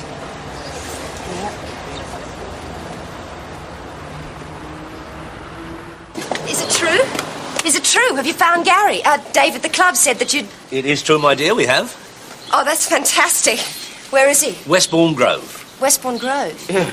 It's opening in a wine bar. A wine bar? Apparently. Look, I've got the address here. Terrific. Yeah. Absolutely terrific. You didn't talk to him then? No, my dear. Bearing in mind your request and the fact that my word is my bond, we did not. I know you think I'm being silly, Not at all, my dear. Have we not all at some time or another been touched by love's little mystery and romance? Oh, you're a real sport, Arthur. No, not at all. You too, Terry. Oh, my pleasure. Will you two be around later? Only, if I see Gary and everything's okay, perhaps we can all have a drink together. Yeah, we're busy for the rest of the day, but perhaps later at the club. All right, sure, great, thank you. Both of you. Been a privilege, my dear. What's a wonderful profit, eh? Coat looks nice, doesn't it? So does the hat.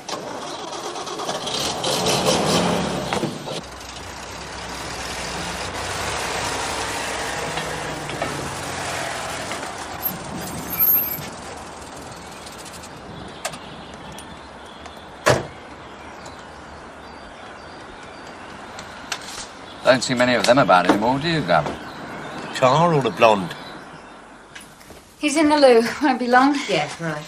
We ready then? We'll be soon. Might as well all leave together. Looks like they're having a day off, Gov. Oh, yeah?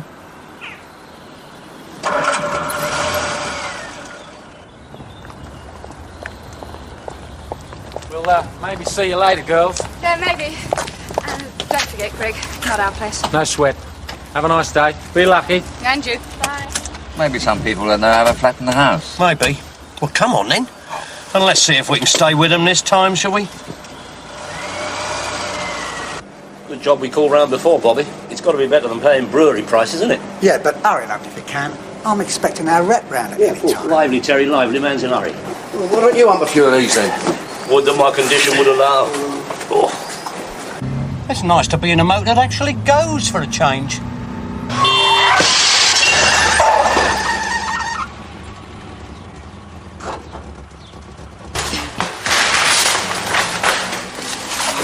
Wouldn't it be better to move the alcove along there a bit? Oh, I don't think it can be done.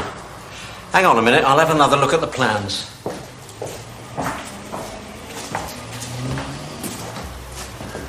Well, g'day, Gary. Hello, Dee. How did you... Never mind. Did you really think you could get away with ripping me off? Oh, now, wait a minute, love. Now I think you better come along with us. Come on, Dee, this is getting bloody... Shift it, Tom.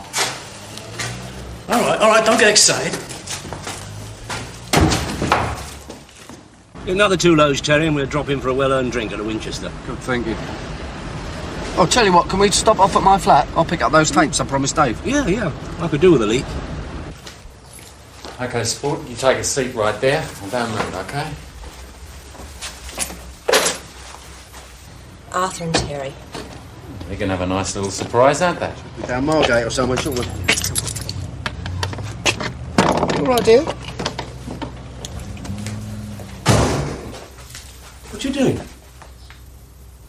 What's just a little joke? This is no joke. It's for real. Oh, my good God. Hold on. I'm sorry about this, Terry. We weren't expecting you back so soon. Arthur, what have you done to me? Gary, me? Nothing. She told me you two were madly in love. I don't understand. Well, neither do I. Well, it's quite simple, really. You see, this little worm, this friend of yours, has ripped me off for what I consider to be at least 50,000 of your good old British sterling. I've come to collect. Is this true, Gary? A misunderstanding, Till. Look, we're working this scam together, right? Partners for nearly 2 years. Hold on. Are you telling me that you were at it with him? You got it. What, the IPO game? Woman Detective Sergeant Rogers, Detective Inspector Mitchell. 2 of Sydney's finest. I have to say this, my dear. I made a serious misjudgment of character about you. Yes, well, I'm sorry, Arthur, but I'm sure even you will understand that being taken for a lot of money isn't a very nice thing to do to someone. I'm deeply shocked. Nice girl. Look, never mind all that. What are we going to do? Yeah, well, before you start, could I have very serious stay need of right really- where you are, Father. We're going to stay right here till we get this little bit of business sorted out. OK, sport? I don't think you've got a bottle, Sport. Awful. Been ages. How's your luck? Don't ask. Yourself? Can't complain. Drink? Did you know alcohol was a depressant? You do surprise me. Dave, when you can. Usual? Yeah. Don't suppose you'd be interested in a tasty leather jacket for your old lady, would you? Funny you should say that. You all right? I'll never be right again, Terry. My nervous system has undergone the most terrible trauma. Oh, that's water. Yeah, you're all right. All right. We know you're serious. What now? Well, that depends somewhat on the Detective Inspector here. Oh, my God. Look, we must be able to work this out. Now, Arthur and I, we've been made to look right mugs in this little turnout, right? So just do us a favour. What's it all about? It's about $400,000 worth of jewellery, which we acquired and he retained. 400,000? That was the insurance value. As well you know, Arthur, that ain't anything like what you get for Rookie Tom. How do you manage that? Same old game, Tom. Find out who's got a few quid and we're at it. Or someone who tucks the odd valuables out of the taxman's sight, steam in as the old bill with a moody search warrant, and confiscate his evidence. Funny thing just come through in the wire, Gov. A man in Westbourne Grove was kidnapped at gunpoint. What is funny about that? Well, it seems he was kidnapped by a woman and a man with Australian accents. And? Well, the thing is, I didn't connect it immediately, but when you left me talking to Ronnie, he said the Australian bird Arthur sold a fur coat to is staying at Terry McCann's flat. I can't quite work out all the intriguing combinations we have here, can't? But I intend to. Another thing makes it even more puzzling, Gov. Ronnie Aldridge just rang me, and he says it's Mournful Morris who's dealing with the hoisters. Sid, let me have a mobile out the front as soon as you can. You pay her, Gary. It's the only sensible thing to do. He's right, you know. Because apart from Ned Kelly's intentions here, I don't see that you've got any choice, mate. Because if you don't pay the lovely lady, I personally are going to pay you. Do you get my meaning? All right, Sal. But your whack don't come to no 50 grand, darling. In the first place, they always top up the insurance value, and that stuff was only worth, what, roughly 200 grand? Tell her what you can expect the other way for that, Arthur. Me? Well, how would I know? Come on! Oh, well, yeah, I have brushed shoulders with people in bars who have discussed such matters. Oh, for Christ's sake, you're not making out a statement to the old Bill. Oh, 60-odd grand top whack. 40 of which have already stuck into the wine bar, and that is fact.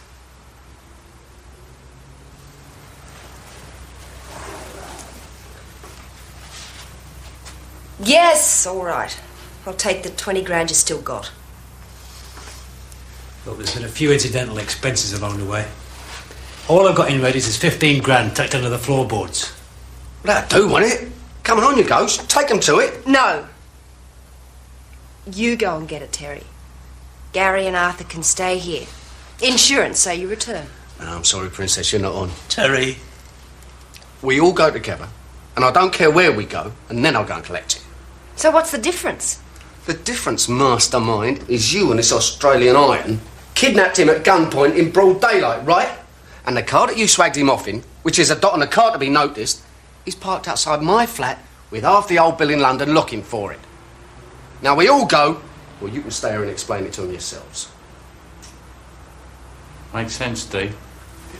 The girls won't go a lot on it, but we could use their place. You know, it really depresses me knocking out quality gear like this for half of what it's worth. Morris, you're a real joy to work with. Do you know that? It's kind of you.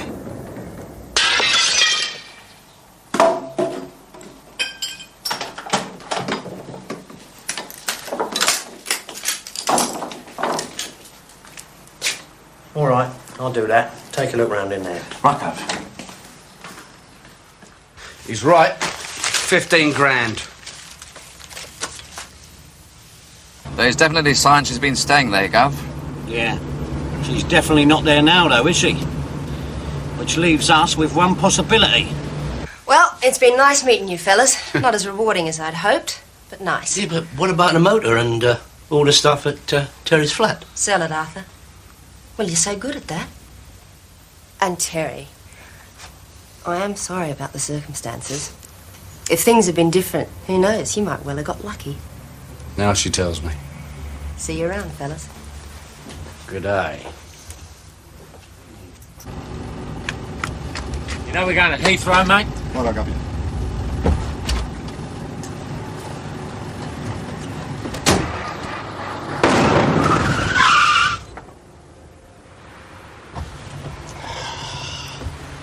I think we've got a puncture, Gov. Yeah, that's not all. We had one earlier, and a spares up the creek. Oh, wonderful. Well, thanks anyway, Tel.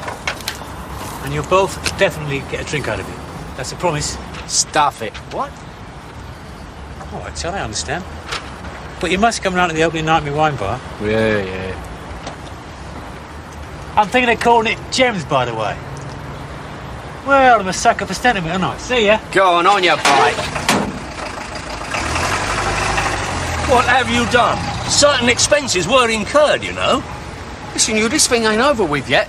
If it does all come on top, I want to be as uninvolved as possible. You got that? Hold up. Three wheels on your wag. I don't feel at all well, Terry. Get me another car round here, will you? Incredible. You are incredible.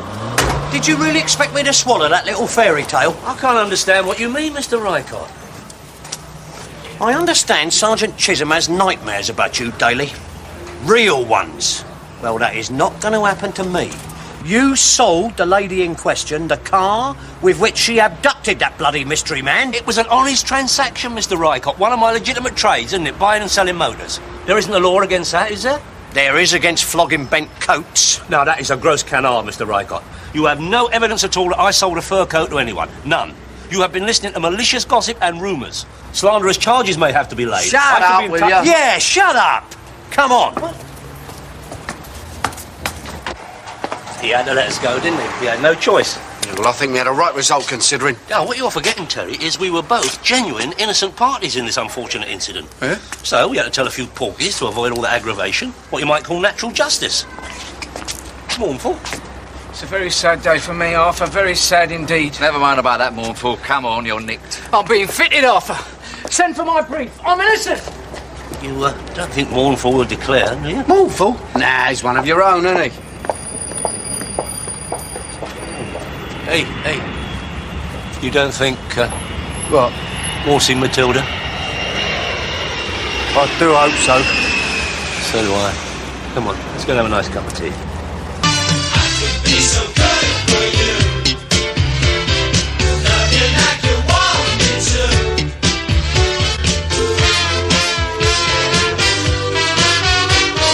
I can be so good for you. Love you like you want me to.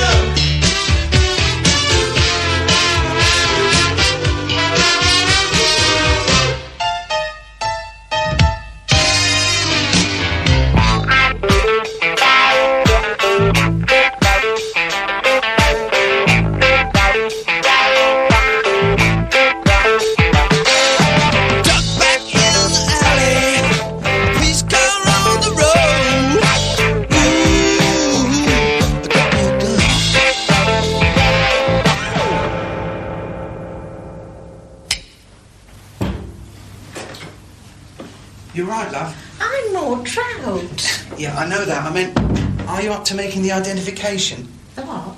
Identification? Why are you shouting? There are people at rest in there.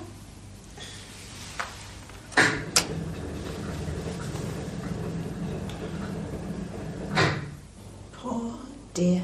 He doesn't look very well, does he? Mrs. Trout, is it your grandson? Well, he was never as pale as that, and he's lost a lot of weight too, poor soul. Oh, I am glad our Ethel isn't alive to see him like that. Look, love, is it your grandson, Albert Trout? Well, it must be, mustn't it? There can't be two like my Albert, can there?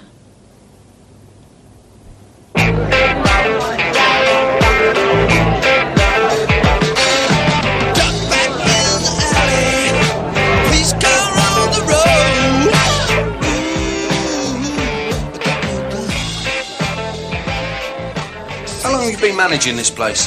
About a year. Funny old job for a woman, isn't it? Is it? Well, I'm sorry, but you know. Yeah, I know. I used to work in the rat race of the music business. Record publishing. It's rampant male chauvinism wherever we laid his coat. I suppose a humble appeal to go out for a quiet drink after this place closes is out of the question, eh? Everywhere will be shut. My flat isn't.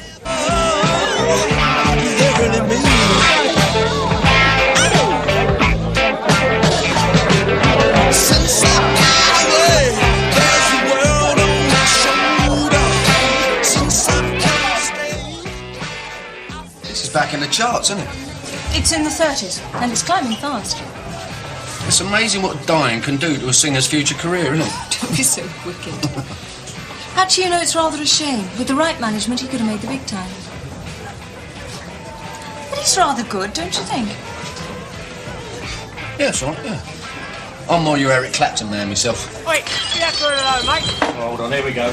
Right, chaps. Come on. I'd like to know where you keep copying these from, Arthur. Well, I'm likely to tell you, aren't I?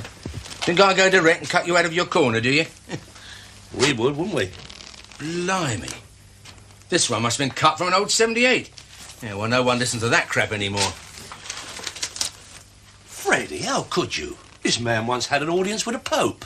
About the only audience he ever got. Hey, that cotchel comes as a job lot, you know, the good with the bad. Yeah, I know. But there's no point in upping stuff I don't want, is there? I have to tell you, this is not the sort of investigation I relish, Mellish. Oh, not me, Gaff. Well, it's your bloody fault, isn't it? And if you hadn't told the governor yesterday that you weren't sure the old dear didn't seem too sure, I wouldn't have got lumbered with it, would I? And now to cap it all, the press are onto it.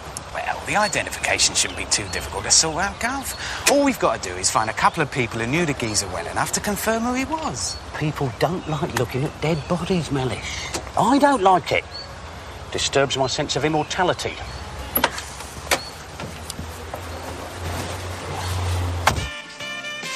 Hey, Bill, what are these? Oh, it's a couple of old 24-track master tapes. What I use in the studio to make the records on. Yeah, a couple of no-hope groups who've laid some tracks down and never see the light of day. Bit of a waste of money, innit? Well, they don't think so when they do it. What happens to them? Nothing. Just gather dust till someone decides to sling them out. God. Look, the gear's over here. Yeah, I'll be on my bike now. Yeah, all right. Thanks a lot, mate. Yeah, ta-da. Hello.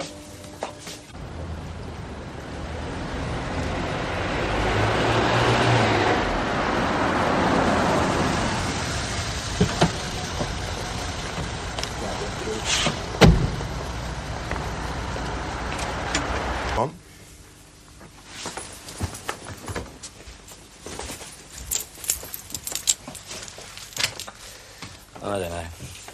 Another know-nothing who's come up the river on a donut, eh, John? I don't know where you find him.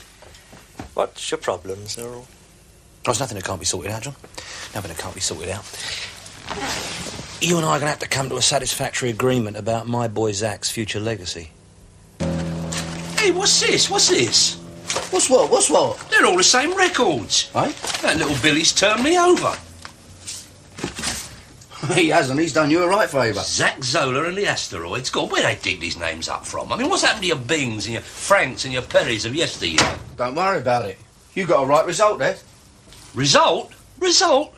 500 copies of some unknown gurgling degenerate? I laid out hard-earned for these, and there's no way I'm going to unload them on Freddie.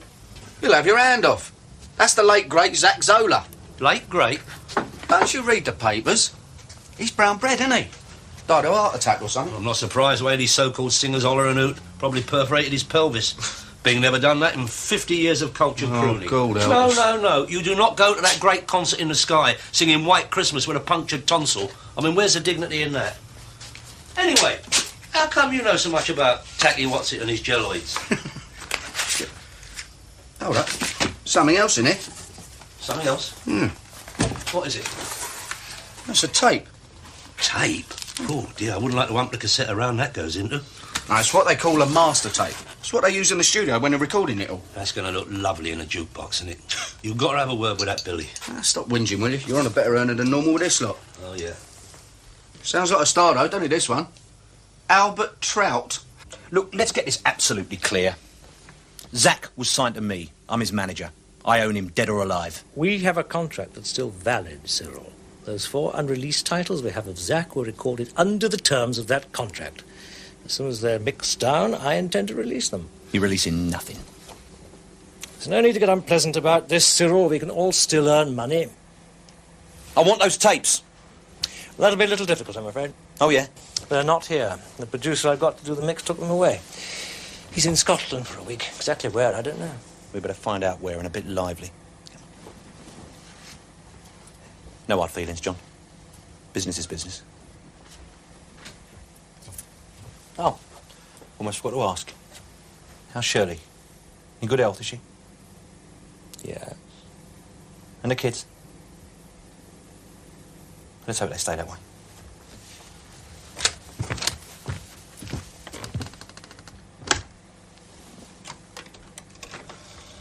This one's getting a lot of play. One for every jukebox you got, Freddie. Can't be bad, can it? Yeah. Tragedy, though. Rising young star like Jack and his adenoids, broken by the pressures of success. Yeah, I know what you mean. This one's no good to me, though. What? Oh, no, leave that. I'll sling it later. Terry, give Freddie a hand out with his cotton, will you? And hurry it up. We've got to get over to the motors. Yeah, all right. What do you mean you can't find it? Well, it's got to be here somewhere, Mr. Sutton. There's Cyril Ash being down here. Cyril Ash? No. What would he want down here? Never mind. Just find that bloody tape and bring it to my office.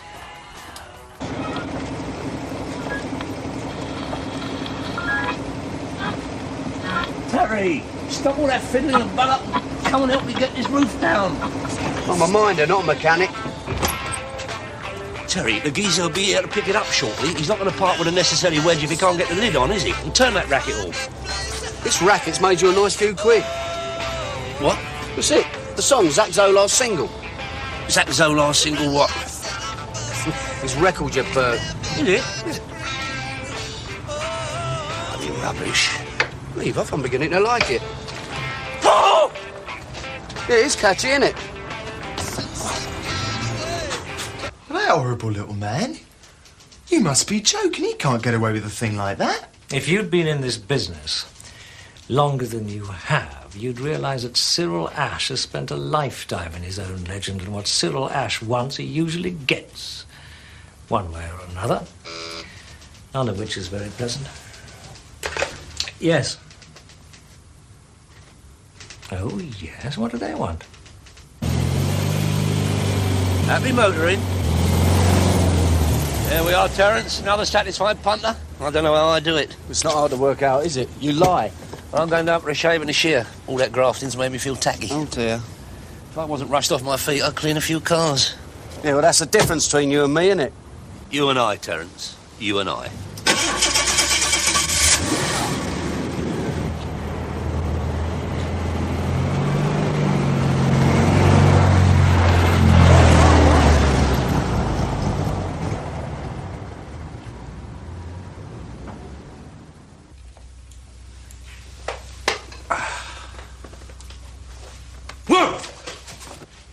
No, it's you. Don't tap me on the shoulder like that. It's disturbingly similar to the way the old Bills sneak up on you.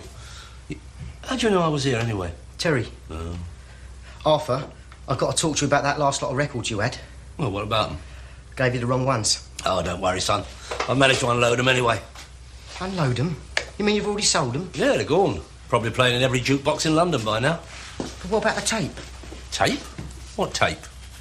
There was a 24-track master tape in with the records. Was that? Oh, don't tell me you've unloaded that as well. Important, is it? Important? Thank you. I'm not sure that I want to go to the mortuary to do that, Sergeant. Is that just squeamishness, sir? Or are you refusing to help the police? There's a young man who works for me who knew him much better than I did. He could identify him. The way it works is this. Each track carries a separate sound or instrument, but recorded flat with little or no EQ. And then it's all mixed down to a quarter-inch stereo. That makes it a lot clearer, doesn't it? How'd you know all this? I used to work in the business, remember? Did it have anything on the box it was in? Well, yeah, there was a load of writing and that, names and things. Oh, yeah, some geezer called Albert Trout. You're joking. You know who that is, don't you? Mrs. Trout's little boy? That's Zach Zola's real name. God, that tape must be the unreleased tracks he recorded months ago. I read about it. I mean, it's worth a few, Bob. Was Zach heading for #1 in the charts again? Are you kidding? Well, that's all very interesting, son, but I can't see what you expect me to do. Arthur, if I don't get that tape back, I'm likely to be arrested. Go to prison. I'll never get another job in the business. It's my future career. I want to be a producer. It'll be totally blown. Well, I'm sorry, son, but I don't recall seeing any tape. You know, I think it must have got slung out with the rest of the rubbish. It's probably gone up in smoke now in the council incinerator. Oh, no. Can I drop you somewhere? Sure. The river. The river. River.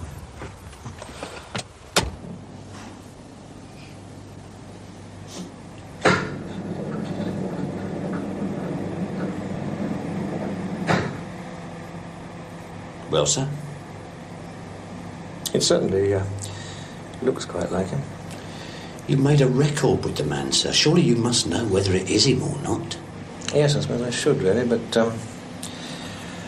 when a person is In any case, with all the publicity that surrounded his demise, if it isn't him, surely the lives out would have shown up by now, wouldn't he? This little bloke that works for you, sir, the minute he shows up, ask him to contact me immediately, would you, please?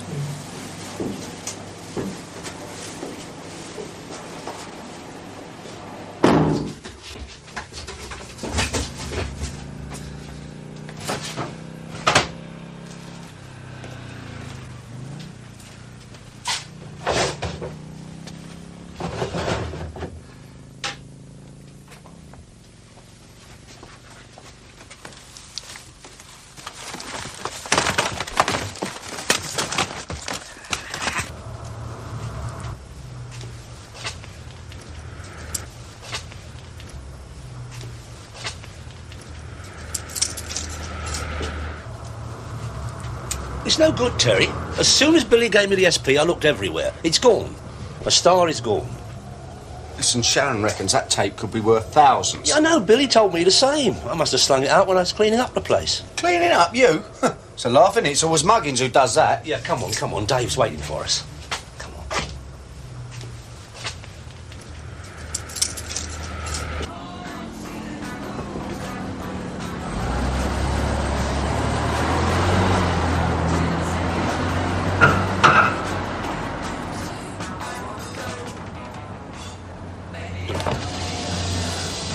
Hey, Billy. Oh, hello, Mr. Ash. How are you, son? OK. Know what I mean? Matter of fact, I'm glad I bumped into you. Want to have a little chat? Why don't you get in the motor? A bit more private, comfortable, you know what I mean? Well, I've... How come, what's the matter?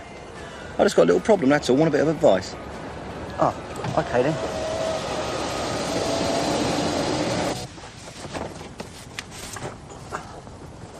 That's the lot. Well, put that last one in the bar with yourself. Yeah, well... Dave, as I was saying, I'd be very grateful if you didn't mention this to anybody, especially Terry. What's the secret? Well, let us just say I have to conduct some very delicate negotiations, which, if successful, could put us all on an earner. Trust me. Well, I don't mind keeping that tape tucked away for you, Arthur. Don't expect me to believe in miracles. Well, I've done it.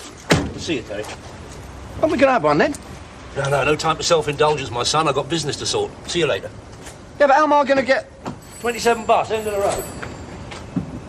A little so-and-so's up to something, isn't it? What, Arthur? Who did you say? Mr. Arthur Daly. He says... Excuse me, what was it you said? Tell Mr. Sutton it's about Pachypolar and the asteroids, and it concerns a certain 24 tape figure. You wouldn't be telling me porkies, would you, son? I told you what happened. It's truth, honest. You know him? Never heard the geezer. All right, where do I find this Arthur Daly, then? No, the Winchester Club. Yeah, he's always in and out there. Yeah, I know it. Yeah. All right, then. Thanks a lot, son. Run along.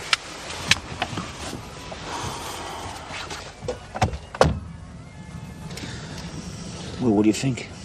Don't know. He used to be right pals with Zach, didn't he? It was his roadie before things went reals. So? Something's not right. Tell you what, you hang around here. I'll go and sort this Daily geezer. I presume this is some kind of practical joke, Mr. Daly? No, Mr. Brown. I am a proper person, and my credentials are unaccountable. I never indulge in frivolity or jest in matters of business.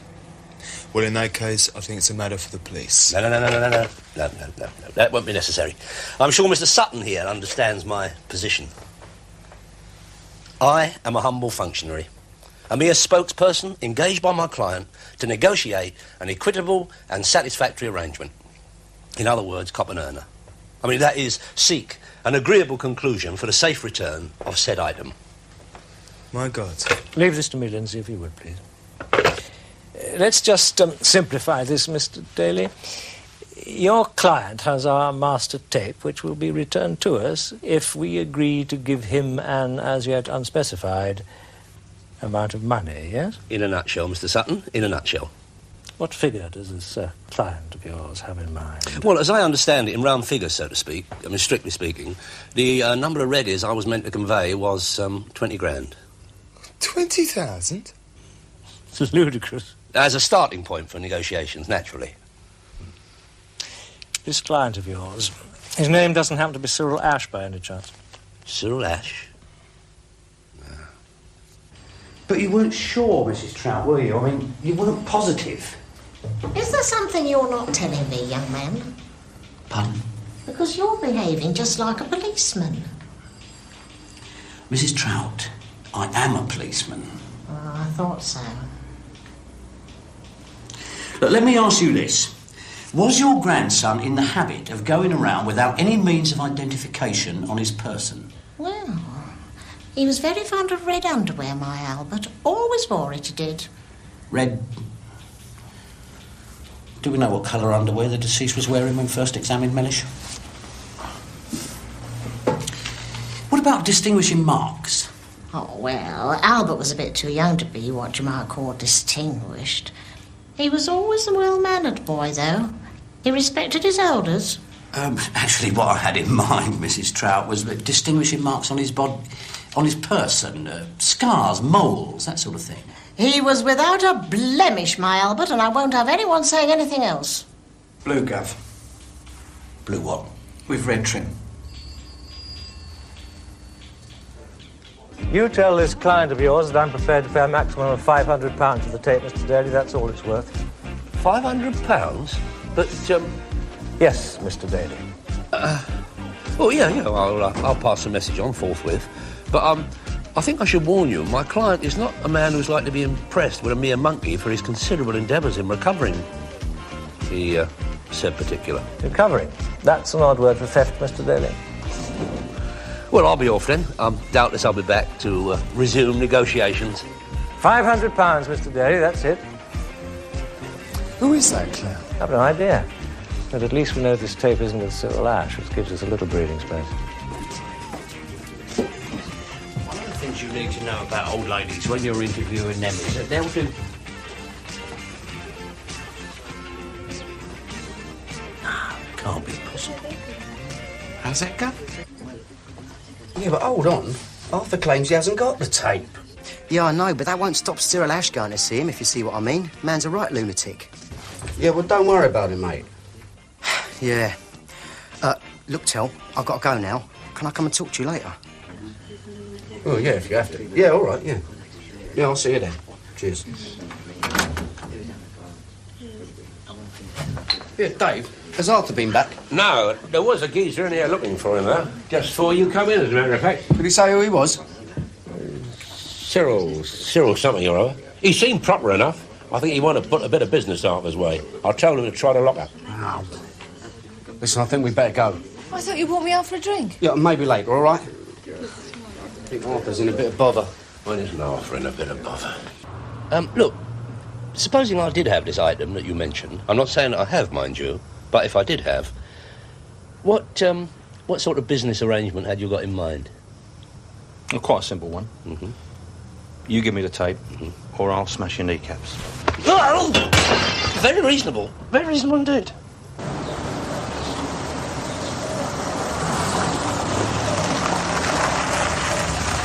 I let you talk me into going out with you, and I end up on some errand of mercy. Would you mind telling me what is going on? Well, I'm not sure myself. You stay here till I tell you otherwise, all right? Wonderful. I'm into a conspiracy with Macho Man.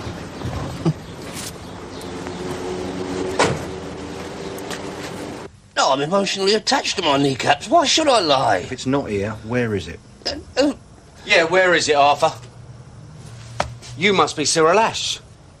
What's it to you, Sonny? I just don't want to hit the wrong person, that's all.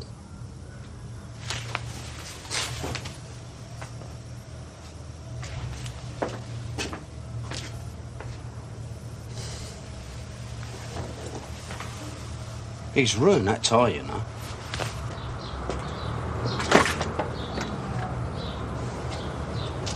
You two have given yourself a very serious problem. Nothing me and my boy can't handle. Right, Terry? That's right, Arthur. I'll be back. You watch too much telly, Cyril. Now, what you been up to, eh? Terry? Me? Still got that tape, haven't you? Tape? Yeah. Listen, I'm going to hit you if you start all that nonsense. What's she doing here? never mind about that. What's this all about? Well, can't we go and talk about it over a drink? I'll vote for that. Oh, seems like a nice girl.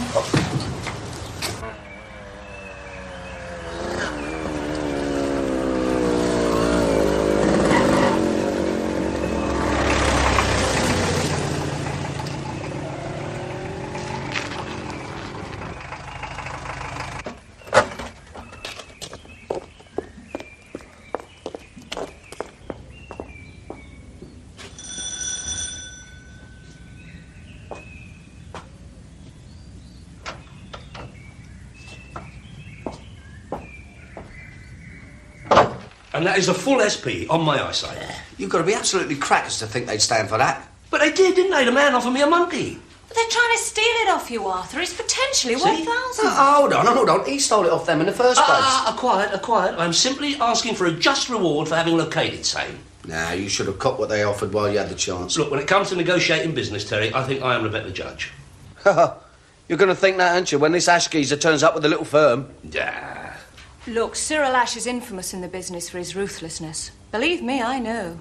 Well, if he gets physical share on, I can always rely on Terry. He's wonderful, isn't he? I think if Arthur insists on pursuing this, perhaps I could offer him some professional advice. Helping to screw Cyril Ash would give me a great deal of pleasure. Would you like to rephrase that?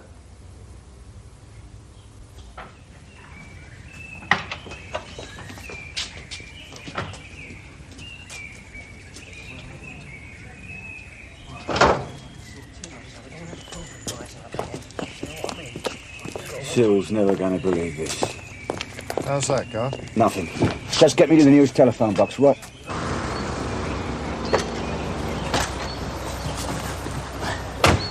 What about the girlfriends, Gav? Well, what about them?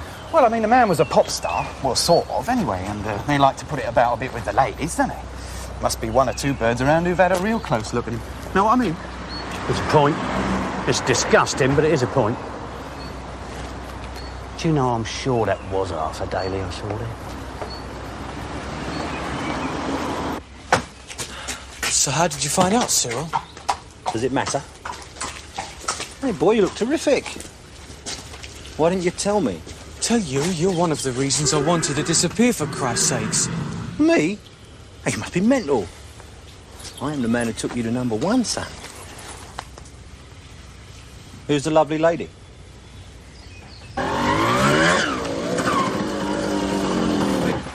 Blimey, Tell, I'm glad you're here. What, what's up? Well, I don't know how to tell you, but the thing is, Zach ain't dead.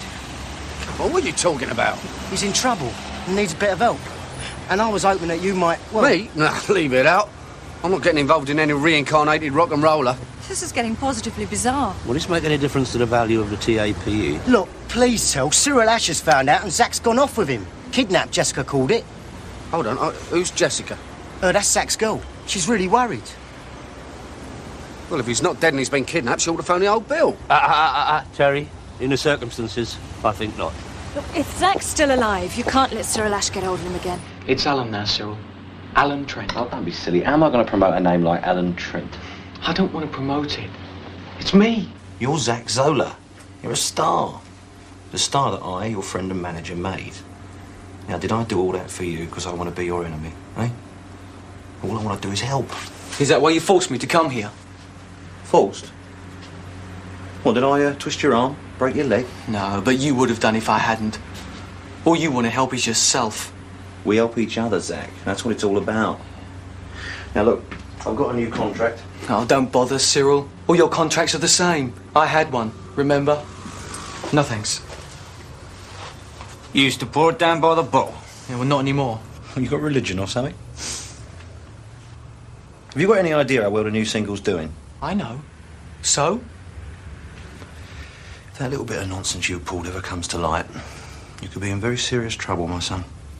So, when we saw in the paper that they thought that poor young man might be Alan, it just seemed... Alan?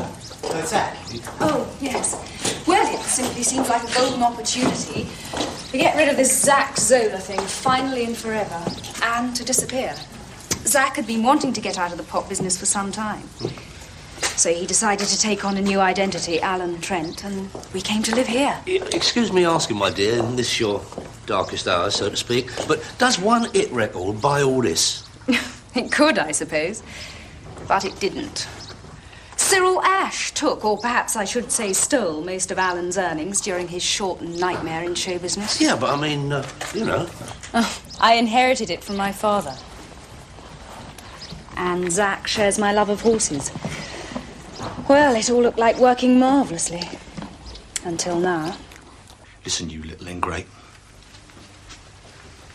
You could stay dead, you know. But you'd never get away with it.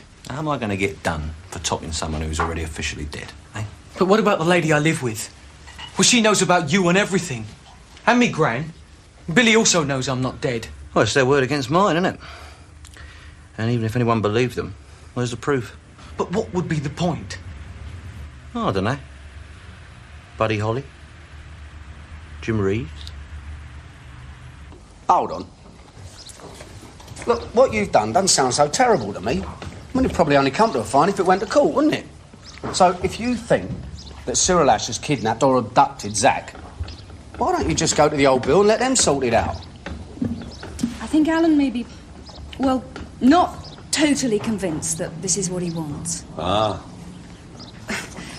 I think he needs more time in his new identity as Alan Trent, to be sure. The excitement he got from being Zack Zola, the pop star, went pretty deep.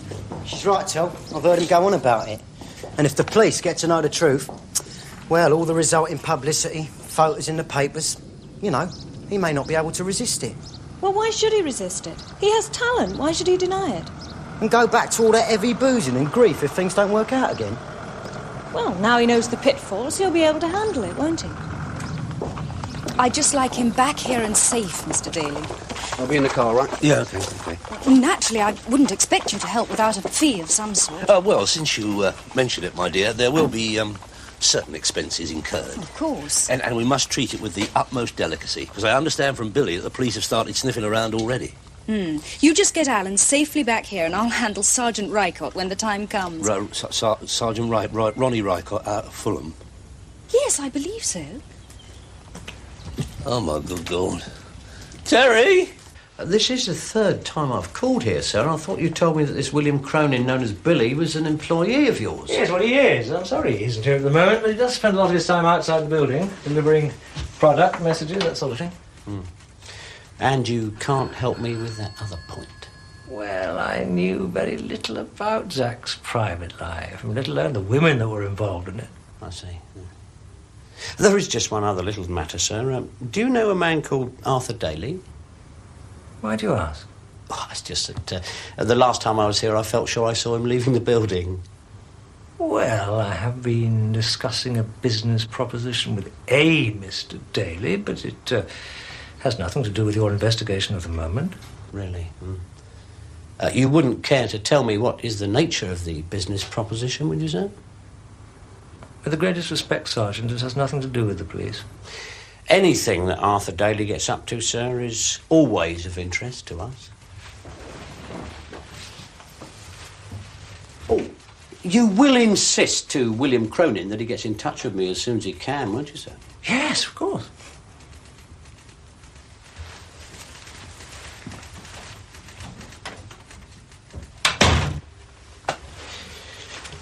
Keep an eye on him till I get back. Yeah, how long's that going to be then? As long as it takes to get hold of this tape. It means having another word with this Daily geezer. On his own this time.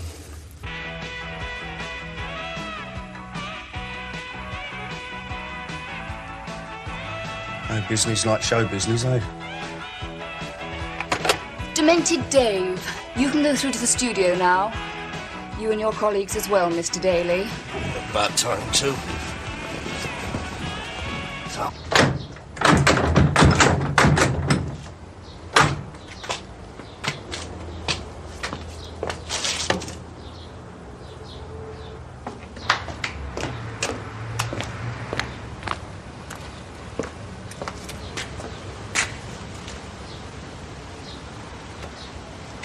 Looking for someone? Or something, are we, sir? What's it to you?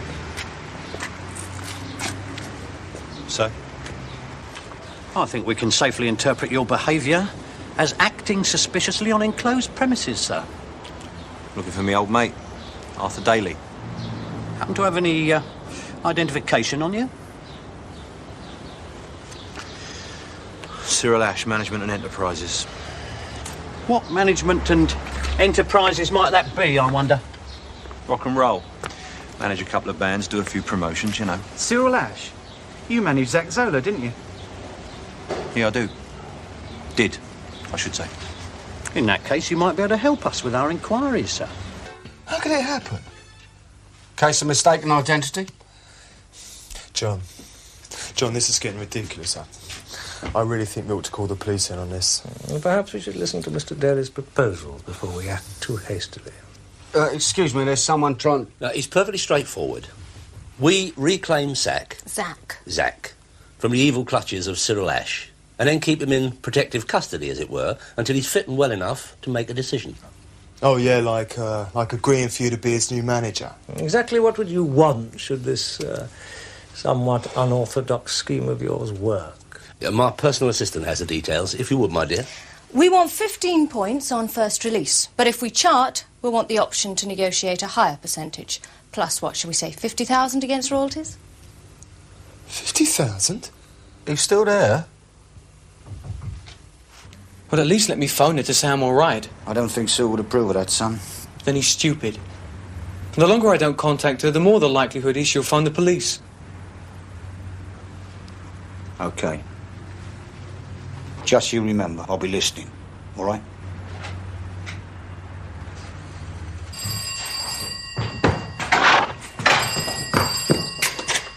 Hello? Can I take it we have a trade then, John? I think we may have. Arthur, given certain provisos. Name them, John, name them. Can we get on with it? Nothing is finalised. That includes any advance monies until Zach is reclaimed and under your safe management, and the master tape is returned to this company forthwith. I told you, darling, I'm perfectly okay. Don't worry. When this is all over, you and me and Billy will all have a nice meal at Garrett's, okay? OK, Zach, time's up. Well, what is it? What did he say? He said, when all this is over, the three of us will have a meal at Garrett's. I don't know any restaurants of that name, do you? No, but I know what he means. It's a terrible thing to ask me to do, Sergeant. See my boy in a state like that. Terrible. Well, there was some doubt about the identity, sir. We did need to be certain. He'll be missed, I'm telling you. Look, made me feel a bit failed. Do you mind if I slip away? My head, you know? Yeah, I'll be all right, sir. If there is anything else, we'll be in touch. Well, what else could there be? Well, you do business with Arthur Daly. Could be anything, couldn't it? Of course, first you've got to find out where Ash is confining Zach. How do you propose to do that? Well, Mr. Daly deals with the miracle side of our activities, don't you, Arthur? No problem, John, no problem. I know faces that know places that know faces. Know what I mean? Not really, no. Excuse me, is there a Mr. McCann? Yeah. There's a call for you from a Miss Jessica Trent. She says it's urgent. Hello? Whose address is it? Cyril Ash's associate. It's where they're keeping Zach. How did you find out? Well, the bloke's name is George, but Zach and Billy have got a nickname for him, see? And somehow Zach got a call to Jess. Well, it doesn't really matter, does it? Come on. What now? Yeah, element of surprise, Arthur. Element of surprise, come on.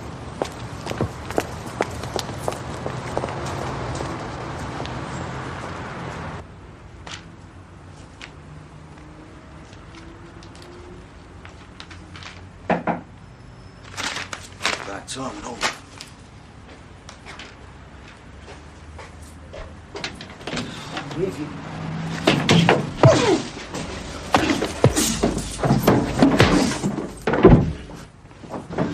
See? Element of surprise always does it. What the hell is this? Don't worry, Jessica sent us to get you out of this. Is Ash here? What? No, he's not. Lively, Terry, lively. My leg's beginning to ache. Come on. Look, who are you guys? Don't worry about it. Arthur Daly, showbiz entrepreneur and personal manager. That is the nature of my endeavours, Zach. You are now in safe and reliable hands, my boy. Well, where are you taking me?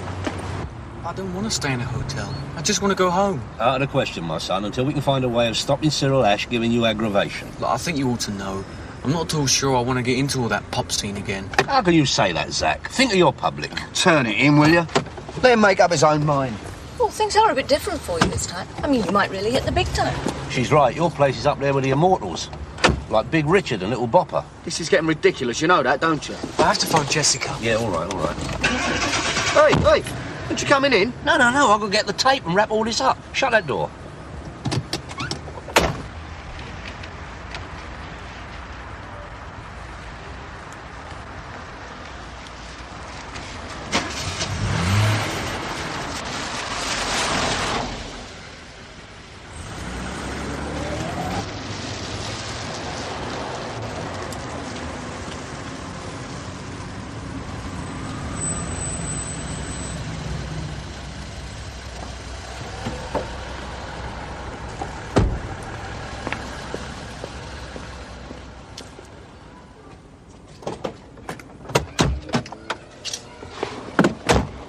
Mr. Ash, what a coincidence. Just the man I was looking for. Well, you just found me. Now, I know what you're thinking, but you're wrong. Where is it? I'm getting it for you this evening. That's what I was looking to tell you. Tell me more. Well, it got mixed up with a cotton of gear I sold a man, and when he found it, he gave me a ring, and he's bringing it round. This evening, first thing. What time? 6 o'clock, first thing. This evening. I don't want to have to come looking for you again, Daly. Well, in the long run, it's your decision. I'm just telling you what I think, that's all. Yeah, I know. Anyway, whatever. Thanks, Terry. I appreciate what you've done and what you're trying to say. No, don't decide too quickly, Zach. I mean, the business isn't all bad. There you go, then. Much appreciated, Dave, much appreciated. You all right, Arthur? Well, let's say I'm coping. I must go, Dave. Listen, if Cyril Ash comes in, tell him I'm going to China. China? Well, Tibet.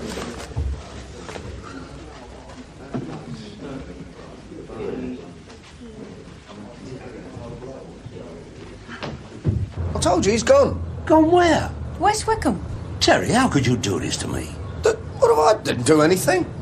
Look, he wanted to leave. It's his decision, isn't it? What do you want me to do? Tie him up so we all get done for abduction? You might have waited till he signed on the dotted. This could have been a big one. I could have been a Brian Einstein of West One. And you give me West Wickham.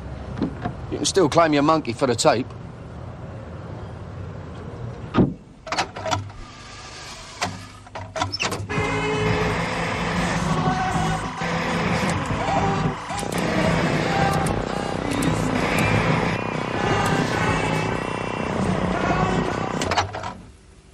I don't believe it. The bloody thing's been demagnetized. What's that mean? What does it mean? What does it mean? It means some bloody idiot has left it close to a strong electromagnetic field, causing massive dropout, and for all intents and purposes, wiped the bloody thing. Wiped it? What do you mean, with a cloth or something? No, it must have been when you stashed it amongst all those magnetic toys. Oh, yeah. You daft bloody... Hold on. That's not going to get anyone anywhere, is it? He has a point, Lindsay. Yes. All right. Where's Zach? And where's my tape? I think you'd better play it again, Sam.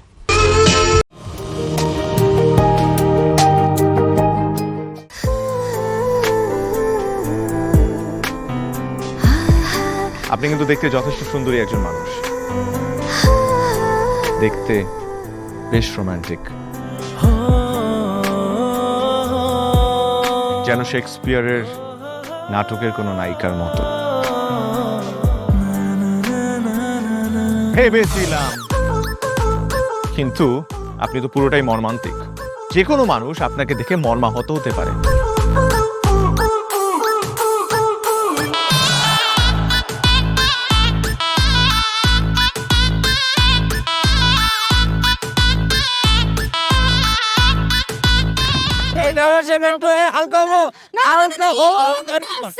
এইখানে গাড়ি থামা। আমার হালকা হতে 1 মাস সময় লেগেছে। আপনার 1 মাস সময় লাগে? আমার হালকা হতে তো 1 মিনিট লাগে।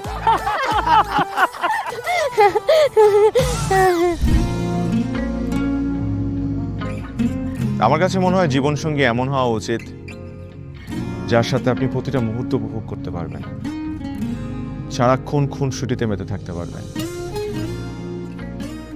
এবং তার মনে এমনভাবে বসবাস করবেন যে আপনার দিকে সে একটাবার তাকালেই বলে দিতে পারবে যে তার বেঁচে থাকার কারণই আপনি। পথে চলতে চলতে কথা বলতে বলতে কখন যেন হলে আমার জানি গল্পে গল্পে মিশে অল্পে অল্পে আমিও হয়ে গেছি তোমার। ছোট ছোট ভুল ফুটে হলো ফুল যে তোমাকে পেলাম, গুটি গুটি পায়ে স্বপ্নের নাই আমি ভেসে গেলাম। আপনি কি মনে করেছেন একজন মানুষ আমার জীবন থেকে চলে গিয়েছে এবং আপনি সেই সুযোগটা কাজে লাগিয়ে আপনার ফিলিংসগুলো আমার কাছে এক্সপ্রেস করবেন আর আমি সেটা হ্যাপিলি অ্যাকসেপ্ট করে নিব? এই হচ্ছে আপনার বন্ধুত্বের নমুনা? রোদের পাখি তোর শহরে আমার মনের স্বপ্ন ঘিরে, ওরে পাখি ওরে সারাক্ষণ তোর শহরে বৃষ্টি হলে ভিজে আমার মন।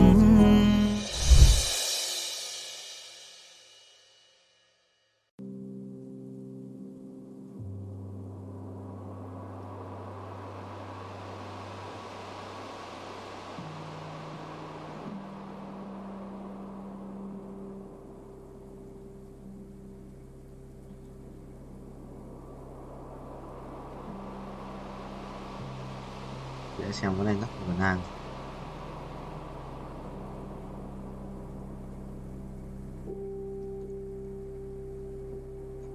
Thừa reverse 2 lần mà. Và đây kiếm tiền để reverse nha. Chẳng mà sao chúng nó cứ chơi ở đây. Kiếm tiền reverse ở đây ạ. Ra chúng nó có bày ở đây thì anh cũng bày ở đây rồi. Đến quan reverse.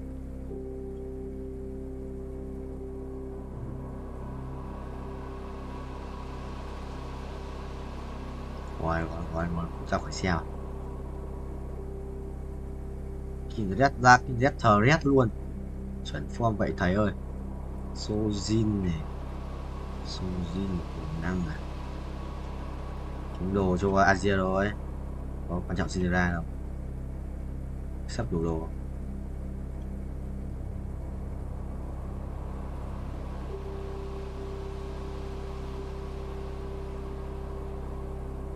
Bình chia linh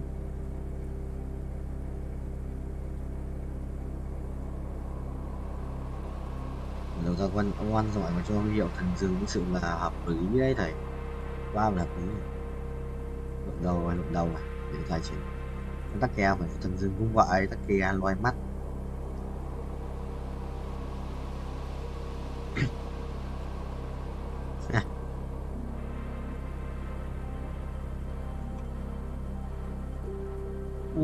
Lắc đít à?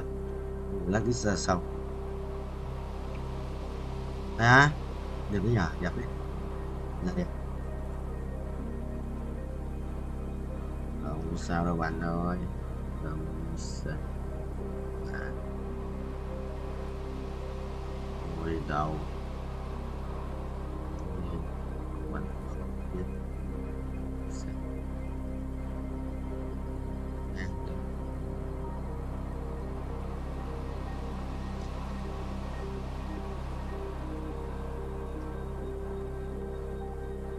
Phải nhanh vay điết bảo vay tỷ láp phải không vậy? Ta tính chưa? Thích chưa? Thích rồi thích rồi tiền chỉ rồi phải vay trên tỷ một lúc cũng muốn. Wow, có phần nữa theo hết 30 tháng. Ui eo cái ông thua được mà cái này thua được mà chuồn không.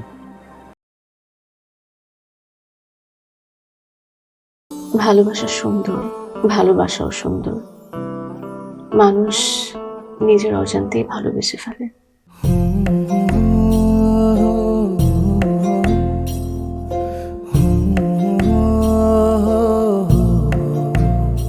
আমারও মনে হয় কি জানেন, আপনার মতো জানাশোনা কাউকে না আমার বিয়ে করা উচিত। এটা কি উপলক্ষে? ম্যাডাম ফুলটা গ্রহণ করুন, তারপরে বলতেছি। ভোটার আইডি কার্ডে যার স্বাক্ষরের জায়গায় টিপসই দেয় এখানে কেউ ডাক্তার।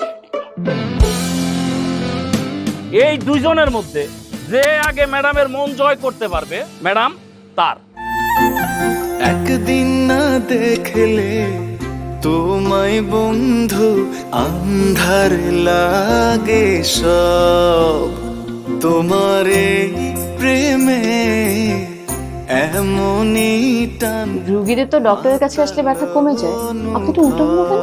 আপনি কি উল্টা? তোমায় ছাড়িয়া যাব মরিয়া, তোমায় ছাড়িয়া যাব মরিয়া, যেও না বন্ধু আমার ভুলিয়া ভুলিয়া। আমার মনে হয় আমার সমস্যা কপালে, ম্যাডাম আমার কপালে নেই, আমার কপালে আছে দাগ।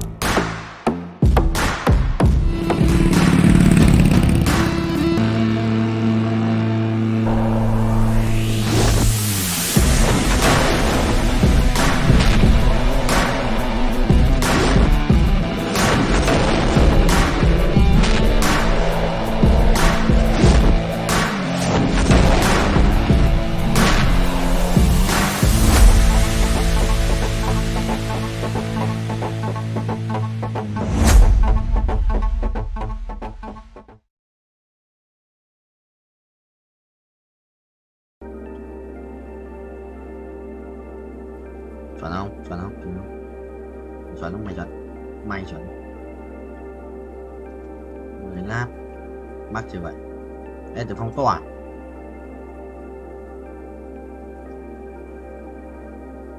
Vị trí định. Perfect. One guy, perfect landing.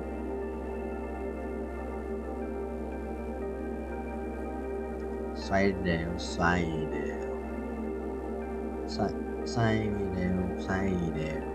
Xoay đều mày tí cắm lòng đất. Đây à, còn nữa không? Cắm lòng đất. Cái này đi vào đấy cả cắm lòng đất thôi.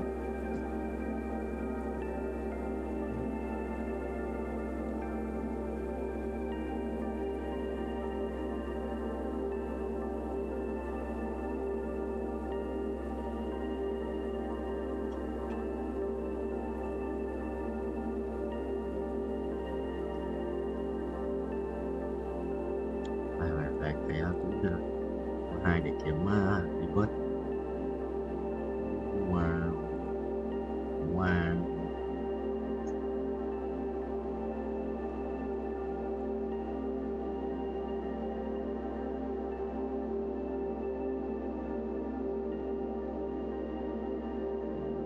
Hết đồ rồi. Mạnh quá hết đồ.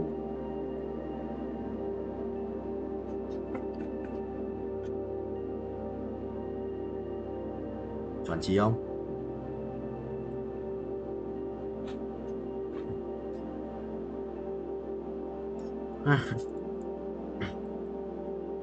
Cho thread này.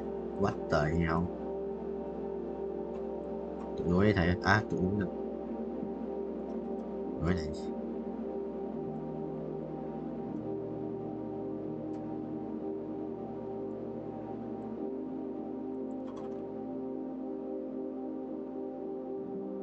Hai 25 củ à? Đây 10 lần là 200 củ ấy.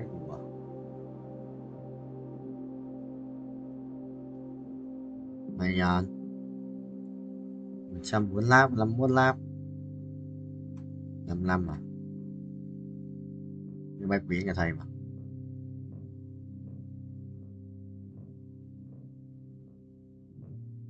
Nhanh điết.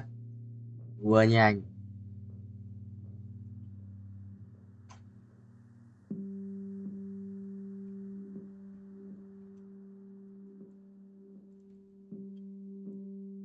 Các bạn là gấp tiếp theo ngay lập tức. Thần dừng không? Ôi, xin lỗi kêu cửa.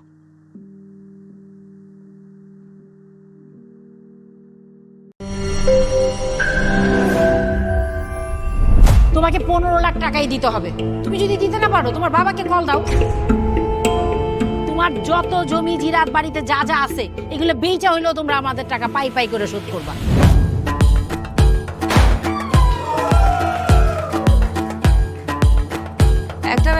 খেয়াল করছো শহরে কিন্তু দুইটা রূপ, রাতের এক রূপ, দিনের আর এক রূপ। বেঁধেছি ঘর হৃদয়ের পর গাঢ় সবুজ ওই গহীন বনে। আরে ব্রো, সবসময় চিল থাকতে হবে, কিচ্ছু মাথায় নেওয়া যাবে না। ভালোবাসা হচ্ছে একজন আরেকজনের উপর ভরসা করে, একজন আরেকজনের হাতের উপর হাত রেখে এই জীবনটা কাটিয়ে দেয়। কিছু মানুষ এই রাত জেগে থাকে আর টাকার বিনিময়ে সুখ খুঁজে। বসুন। এখন তো সিরিয়াস হওয়া উচিত, তাই না? আমি তো কোথাও যাচ্ছি না পার্টি করতে, তুমি কেন যাচ্ছ? কেন বন্ধ করতে পারতেছো না বলো তো?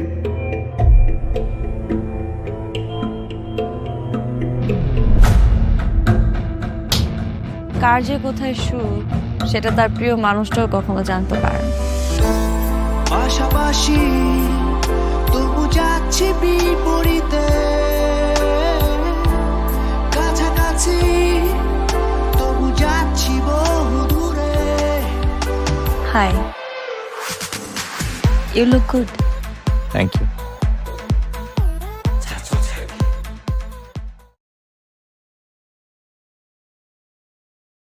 Qua đường luôn bớt anh reverse 1 tỷ lần nè, reverse 1 tỷ lần càng mạnh, reverse 15 lần. Khiếp, thằng này reverse 1500 lần.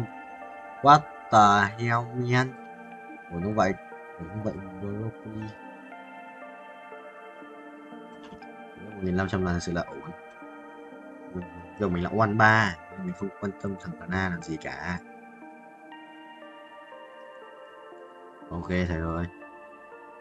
I see you again. Để lắp đồ cho ấy á, cho lấy đồ cho Asia. Bên chi lên Bình chi linh binh à, vẫn đập đồng đấy chứ. Anh đã chỉnh như thế rồi. 6 7 8 9 34 35 36 37 38 39 42 45 36 37 39 180 vòng à. 10 này, 7 này, 2 lần perfect này. Đúng. 3 lần hết liên tục. Ai à, trung tâm. Thua lại. Ê, tao gặp lại thằng này Dương ơi. Thằng này tao thua ở trận trước này. Thua thằng này trận trước này, sao tao đái vào thì lúc đánh xong trận sao ấy. Thế tao vào trận luôn, thế tao vào trận luôn. Đó, cả thằng này nữa này. Thằng này cũng ở trận trước này. Hai thằng trong 1 trong 2 trận trước. Nó để ý tên đấy, mình nhớ là để ý. Gặp lại à. Vẫy tay xin chào. Nhận phật sau thương nhau mà ngập không muốn rời. Được sao? Ô giờ mình còn chưa ở đây Ari, nếu mà nhặt Ari vậy chung đúng không? Ari không? Bình an ở phía trước cho trong ai phải không? Nhưng mà không sao qua lấy tay xin chào.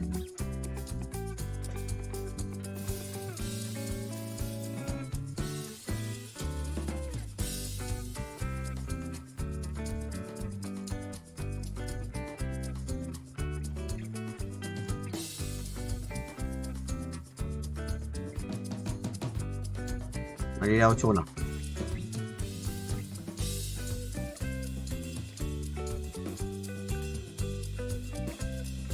Mình 8 ấy.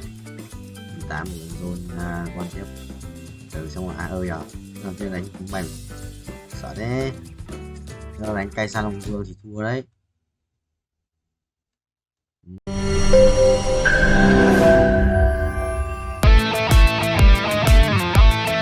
দরকার পড়লে একটা রিকশাওয়ালাকে বিয়ে করবো, তারপরে তোকে বিয়ে করতে তুমি যদি মরো যাও আমি তোমাকেই বিয়ে করবো। দেখো দেখো বিয়ে এত সোজা। আমার 5টা কন্ডিশন।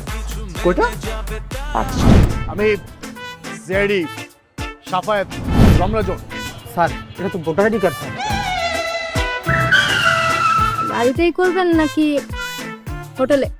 না না, আপনি যেমনটা ভাবছেন বিষয়টা তা না। হ্যাঁ আপনি তো করবেন। তোমাকে দিয়ে হবে না, আমি জানতাম। শুধু শুধু সময় নষ্ট করো না। ভাই আপনি তো অনন্ত দলিল না যে অসম্ভবকে সম্ভব করে আপনার কাজ।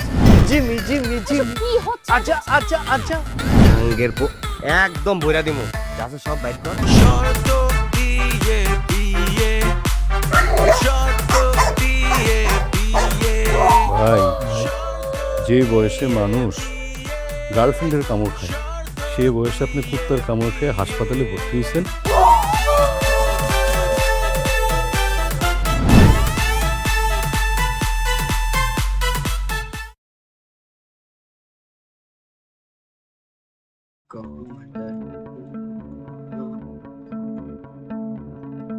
Chuẩn không?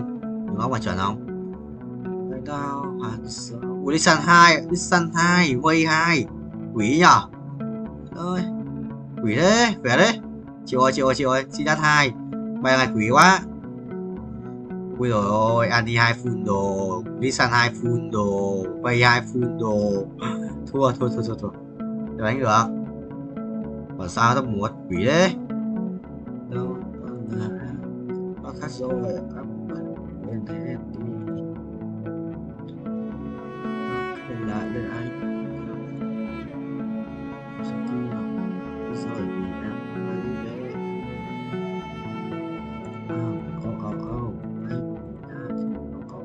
có chia sẻ bài kéo tung ra mà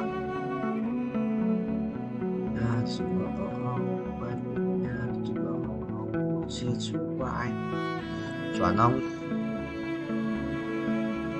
mình cần là 1 tiếng 11 phút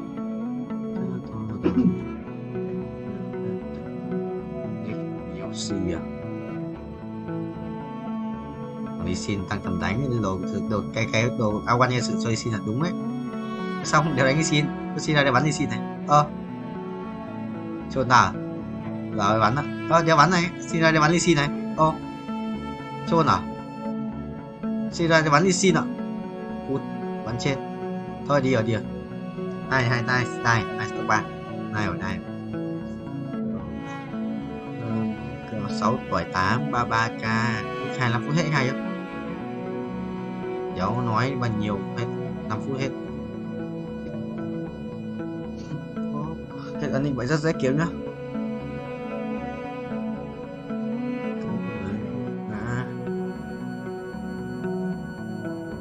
Về nhà chắc sau khi bầu trời còn không?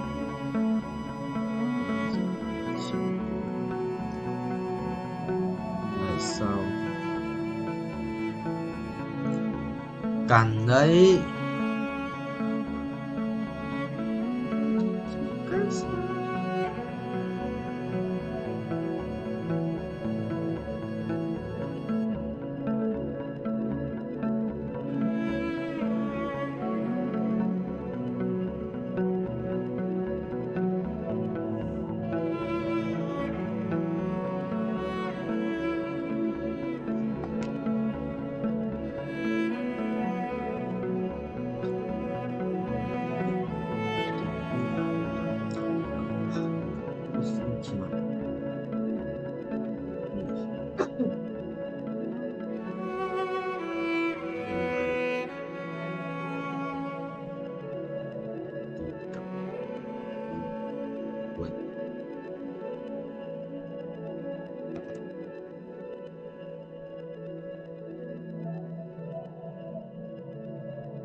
tám tuổi thưa tôi đi bớt một lần nữa là thực sự là hết cường đấy quyết nhau phải không 1,7k cơ sự cạn kẹt kinh tế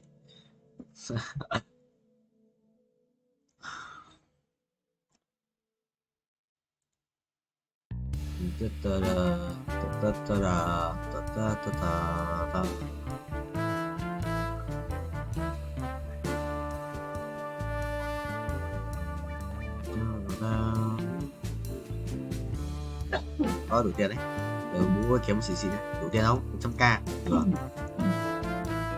mấy chục quay ca quay kéo như anh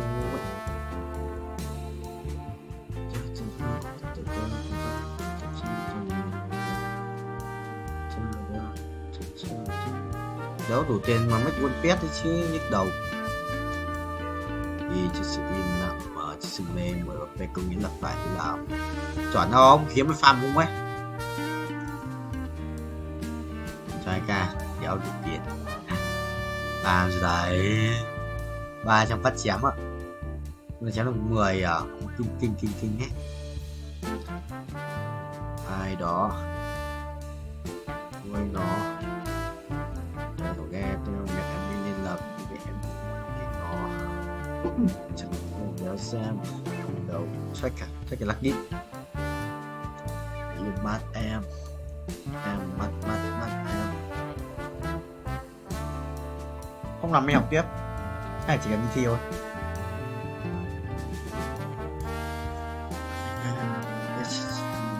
Just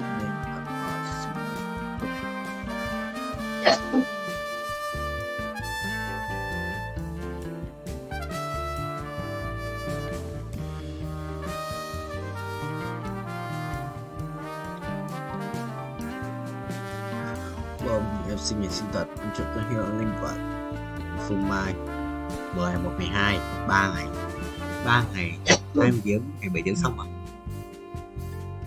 Rồi anh làm những gì sao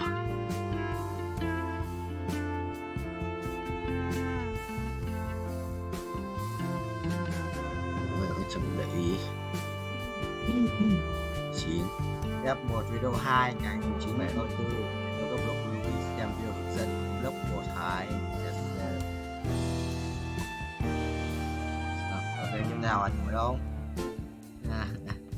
này Quang cả lại chỉ đầm đi cái học rồi.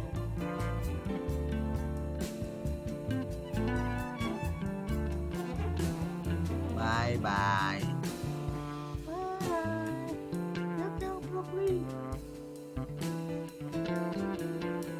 Chơi thì mất được phần tiền này, cũng mất visa.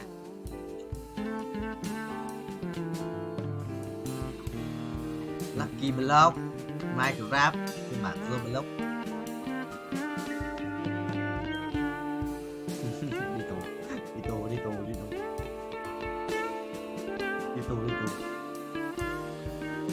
Đi tù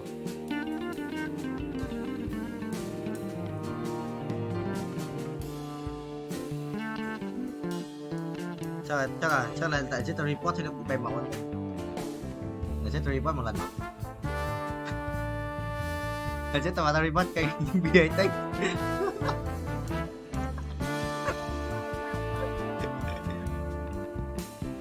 Chứ tao phải làm à? Để chết tôi report cái ấy.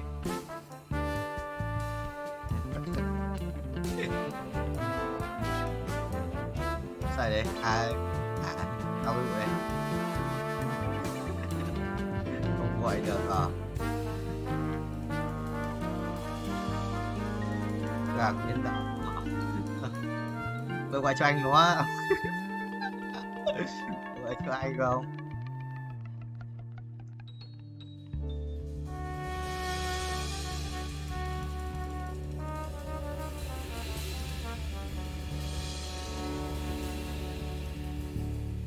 là lãi à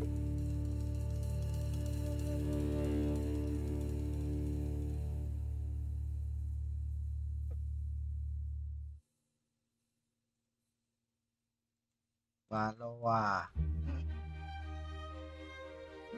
chơi nữa chơi nữa nữa tao bắn được cùng mà tao bạc một mà cô dùng đi khác thì vũ bắn nữa có à vào luôn tao vào xong vậy tao vào xong này vào xong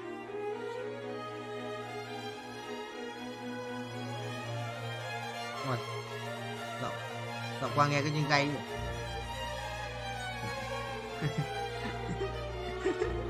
nhìn đi hay thế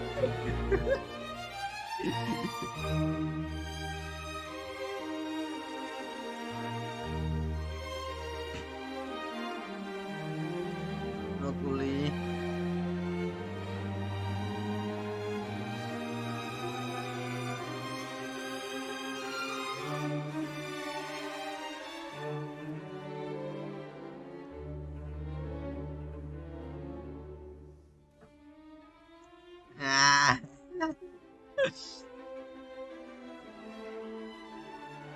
Đây nhảy chứ Studi.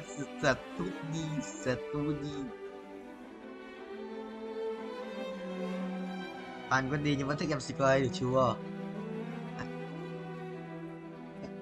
Mình chỉ linh luôn đi chứ. Nice try à? Có remake không? Có rotate không? Có rotate không Vũ?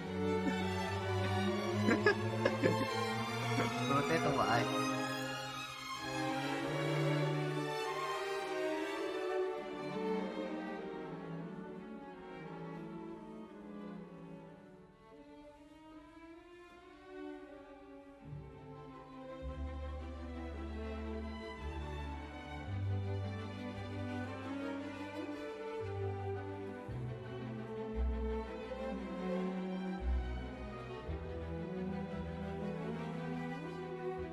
Chồng rất nghiệp đang bán ảnh nhạy cảm của vợ để kiếm tiền. Hay, nice. Ôi, không được rồi. Không cần nữa à? Cũng cần 2 lần nữa. Từ phần này.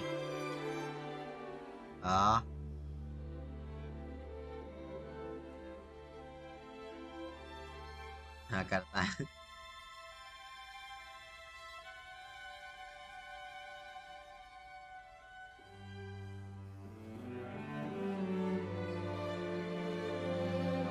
Không ấn tượng gì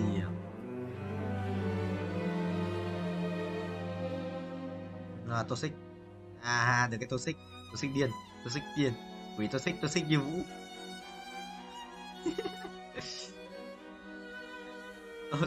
toxic như Vũ của những năm cấp 3 cấp 2 cấp không toxic đâu à? Mày thích chơi game vui vẻ không? Cường toxic em, cường toxic. Rồi quỷ hơn Quang ạ, giờ không biết anh ở với Cường mà.